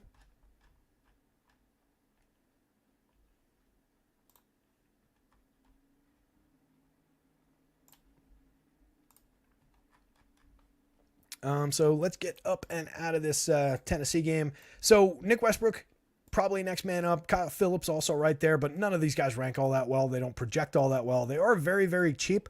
So like just cheap dart throw type guys. Kyle Phillips. Back up on Atlanta now. That's Kyle. I almost gave you Kyle Pitts' stats, which would have been bad to give you for Kyle Phillips. Phillips did draw 5 targets last week, caught 4 of them for 68 yards. That's encouraging on 20 routes run. Ran 13 routes the week before that, 3 targets, caught all 3 of them for 24 yards. So a little bit of involvement there. For a $3,000 receiver, at least the volume and the fact that he's caught a few of those passes is somewhat encouraging. Chris Moore ran 17 routes, 2 targets, 1 catch, 29 yards last week. 7 routes, no targets, no catches the week before that. He was more involved, Chris Moore, earlier in the season. Weeks 2 through 5, 12, 10, 24, and 24 routes. Just 1, 3, 3, and 0 targets. But 3 of those games he had a catch or 2 and 40 yards. So maybe as like a cheapo home run threat, but I probably would have him third behind Kyle Phillips and Nick Westbrook. But all 3 of those guys are very, very cheap dart throws at worst. And again, Will Levis' demonstrable ability to throw the ball downfield, if nothing else.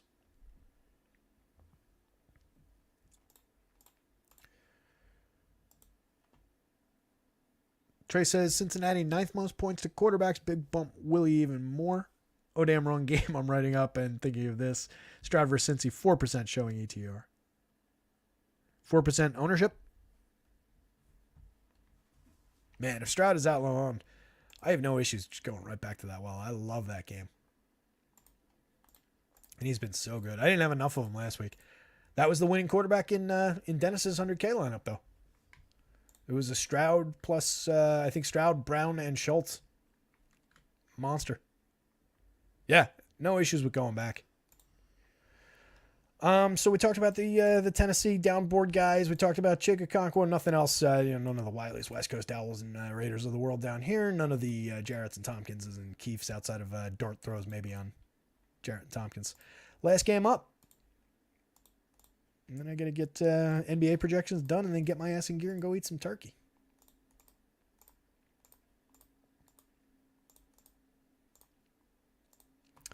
So we've touched on this one a little bit. Starting with the Seattle side, going up against the Washington D that's allowing 4.3 yards per rush attempt. Yep. I keep landing in the wrong column here. So I was like, wait, shit, I'm looking at the wrong one because I was looking at Washington versus Seattle, and it's Seattle versus Washington. So it's like this column tells me which defense I'm reading about over here. But I keep missing on the column today. Not enough sleep last night, I guess. So yeah, 4.3 yards per rush attempt ranks 23rd, 7.2 yards per pass attempt. They've been really vulnerable. Their defense has really let them down. They traded away their two best pass rushers at the trade deadline. So there's that. But their offense has hung in. Like I said, two really good games against Philly. I kind of like the Washington pass offense, even though it doesn't project out great. You can see it's not bad. There's a couple okay individual projections here. Sam Howell's not bad, but they don't like crack through the board and they're not really crushing value. They're just ranking 17th as a stack on DraftKings, 17th and 14th on FanDuel. I didn't have to skip. That's right here. Way to go, dummy. So despite not showing a lot of value, I might take a few swings with a Sam Howell stack or two. What I do like at worst is some capable Washington players like McLaurin, some Dotson maybe, assuming Curtis Samuel goes, maybe some of him, maybe some Brian Robinson in the run back role, but I tend to prefer receivers there, and especially McLaurin is my prime target there. I love the Seattle offense with the two prime receivers, a pretty good running back, solid third banana in Jackson Smith-Njigba, even though he doesn't really work downfield. There's a fair amount of targets for him at this point. Zach Charbonnet as a second running back who maybe sees a few touches. I don't love the triple-headed tight end on that team. I wish they had one reliable tight end, but I like this Seattle option. Geno ranks out as QB1 on the DraftKings slate. Told you I like this option. QB2 on FanDuel, QB1 by value, though, because he only costs $6,900. Going up against the defense allowing 250 yards a game, they've given up 19 touchdown passes already this season. Without looking, that's number one on the board. It's got to be. 9.3 defensive ADOT. 25% blitz rate, only gaining pressure 20% of the time. They do have 25 sacks on the season. The Seattle defense on the other side has 27. Both defenses have 6 interceptions. If you're going to a defense from this game, I greatly prefer the Seattle defense, even with my esteem for the Washington pass attack. One of the reasons I like the passing attack for Washington, Howell's throwing the ball 39 times a game. That alone is significant. 274 yards a game. He's thrown 14 touchdown passes. Does have 9 interceptions. Helps the upside for the Seattle defense stay realistic. 5.4 yards per rushing attempt, but only running it 3.2 times a game. 1 rushing touchdown on the season. Was supposed to be a capable rusher, but they haven't really taken the handcuffs off as far as that goes. Could gain some fantasy upside if he ever is unleashed for rushing. But Geno, it's the Geno story in this game. I'll have tons of pairings of him. Kenny Walker at the running back position. Ran 9 routes last week, 11 routes the week before that, 18 the week before that, 27 the week before that. So his involvement in the passing game has been diminished each of the last few weeks. Zach Charbonnet, has seen a little bit more involvement in the passing game over the last few weeks. Walker, 9 carries last week for only 16 yards, 1 catch for 1 yard, 8 carries for 66 yards, a catch for 4 yards the week before that. In week 7, he had the big game, 26 carries for 105 yards. Hasn't been over 100 yards in any game, or rushing in any other game. Did have 2 touchdown games. Touchdown in every game from weeks 2 through 6 with a bye week in week 5. He's been the number one, but Charbonnet's been creeping around the edges. 4 carries last week, just 8 yards. 1 catch for 5. The week before that, 5 carries, but put up 53 yards. 2 catches for 11 and got some coach speak in that game, or after that game rather. Didn't play week 7, Didn't really see much volume in week 6. But a lot of draft capital, more gradually increasing involvement. It maybe shaves down my love for Kenny Walker a little bit. Doesn't really push me to add shares of Charbonnet. He's fine-ish. 4,200, 4,900. I'd just rather take these kinds of plays at wide receiver where there's a little bit more of that home run smash play upside. Running back is so dictated by volume and by touches. Charbonnet could get there at these prices. Has to do less than Kenny Walker at his price, but I don't love that pivot. Walker's very playable. 8th and 9th on DraftKings. 6th and 4th on FanDuel actually has him looking really good. 116 yards allowed on the ground per game, 4.3 yards per rush attempt, just 0.67 rushing touchdowns, 1.2 rushing touchdowns allowed on the other side. So maybe bodes a little well for Brian Robinson. That said, Brian Robinson this year, 12 carries a game, just putting up under 50 yards.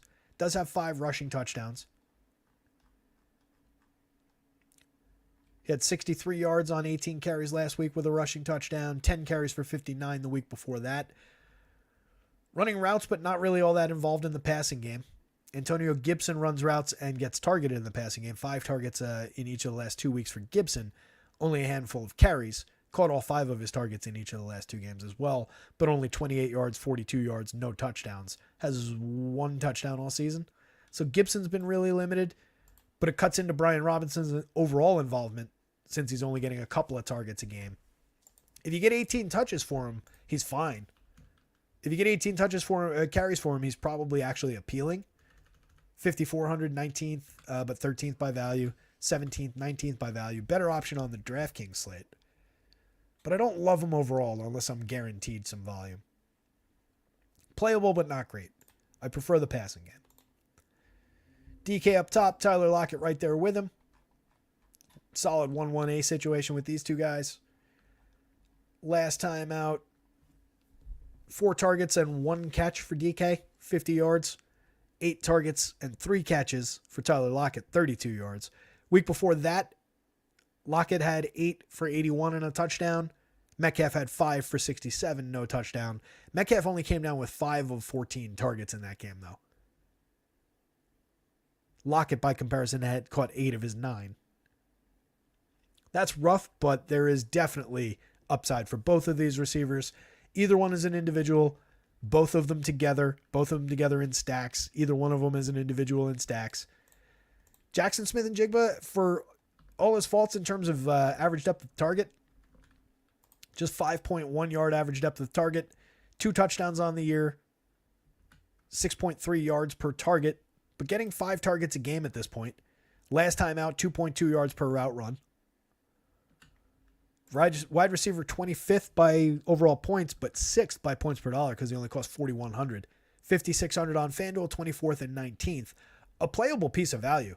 And I definitely think it makes sense to go to a fair number of stacks of like Geno plus DK plus Smith-Njigba, Geno plus Tyler plus Jackson. You can just go work him into a fair number of lineups. If he gets in the end zone at those prices, that's going to be a pretty nice piece of value in that Seattle stack. As I said, it slightly favors Noah Fant overall in the 3-headed passing attack at tight end position, but not by much. 14 routes run last week. Parkinson ran 11. Disley ran 4. Fant was targeted once. Parkinson was targeted once. Disley was targeted once. It's just 2 split. Don't love any of it. They're all very cheap, but they're all very cheap kind of for a reason. They don't really rank out that well. McLaurin is the lead option in the passing game for Washington. 8 targets last week, caught 5 of them for 73. 12 targets a week before that in a big game against Philly. Caught 5 of them for 63 yards and a touchdown. Again, they hung tough with Philly in that game and did it twice this season. Against the Giants, a terrible defense in week 7. 6 catches for 90 yards on 9 targets. 6 of 11 the week before that for 81. He's just got 2 touchdowns on the season. The touchdown output, the scoring is a little bit disappointing. But overall, a premium receiver, plenty of opportunity for targets, plenty of opportunity for yardage. Only cost 5,800, 68 on FanDuel, 17 and 19 on DraftKings, 18th and 18th on the FanDuel slate. Really good option from like the middle of the board. John Dotson, solid projection wide receiver 26, but 33rd on DraftKings, 26th, 31st on FanDuel. 8 targets last week, caught 4 of them, 69 yards and a touchdown. Big week in week 8 against Philly. Caught 8 of 10 for 108 and a touchdown. Improving the last few weeks. Had been kind of a letdown of a season. Had not been above, through week 5, he hadn't been above 40 yards outside of week 1. He had a 27 route, 1 target, 0 catch game in week 6, and then kind of came to life. 5 of 8 for 43, then the 100-yard and a touchdown game against Philly, and then an okay game with a touchdown last time out. So hopefully signs of life from John Dotson. Curtis Samuel didn't go last week. I think he's active. I haven't seen an update on him.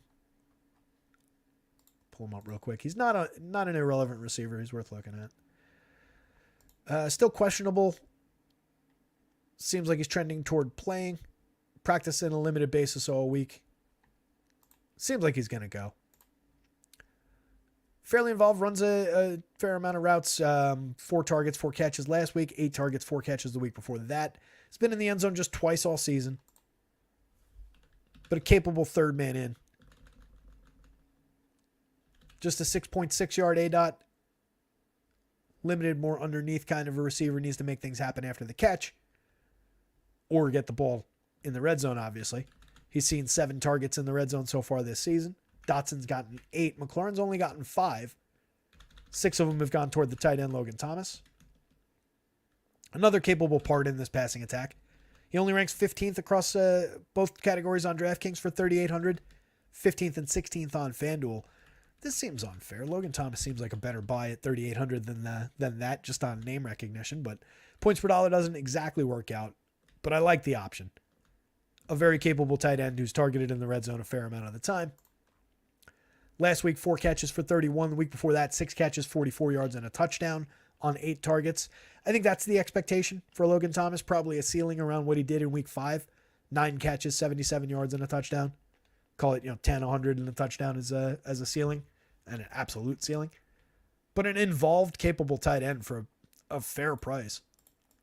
Regardless of how it looks points per dollar from the projection, the ceiling that Thomas is capable of exceeds his value at 3,800. Jamison Crowder, maybe if Curtis Samuel doesn't go. Dimey Brown is a dart throw, home run type of a downfield option. He got 4 targets last week, caught 2 of them for 33 yards. Ran 15 routes. Week before, ran 15 routes, no targets. Pringle, 4 targets last week, caught 3 of them for 55. Only 1 target each of the 2 weeks before that. So if Curtis Samuel doesn't go, maybe there's a little bit of uptick for these downboard receivers. But they're fairly limited. You'll see it in the projection, but they won't go like rocketing to like number 1 in value or anything. What's up, Ryan S? Ryan S, an avid Lions fan, recommends Montgomery anytime touchdown and also Amon-Ra over yardage. I like both of those. Chargers give up almost 80% of passes to the outside. There you go. It's a good number. Yeah, we talked about that game at length. Love the spot on both sides, really. But yes, I love the Montgomery touchdown upside. I think he's going to take the... Ooh, I almost did it. Lions, sure. Wouldn't have been intentional, but I almost walked into it. I think he's going to take the majority of the touches. Probably like a 65-35, 60-40 kind of a split. Jahmyr Gibbs has proven very capable in his absence. But I think Montgomery comes back to a clear role. I like the anytime touchdown, and I love the Amon-Ra yardage touchdown, fantasy, et cetera, et cetera. It's a great spot. He's like wide receiver number 2 across most of the industry this week. So with that in mind, gang, 2 hours, 48 minutes in the books. Appreciate everybody who hung out through starting at 11 a.m. through the morning with me. We've been in the 7, 8, 10 range of people hanging out, which is fine. I'm totally happy with that many people getting up and listening to me ramble this early in the day for 3 hours about football. Hopefully some good nuggets in there of information. We'll get basketball updated after this show is done. I'll have some projections for the 3-gamer. No basketball show tonight. Do not count on basketball projection updates tonight. Watch your other news sources or, your other places.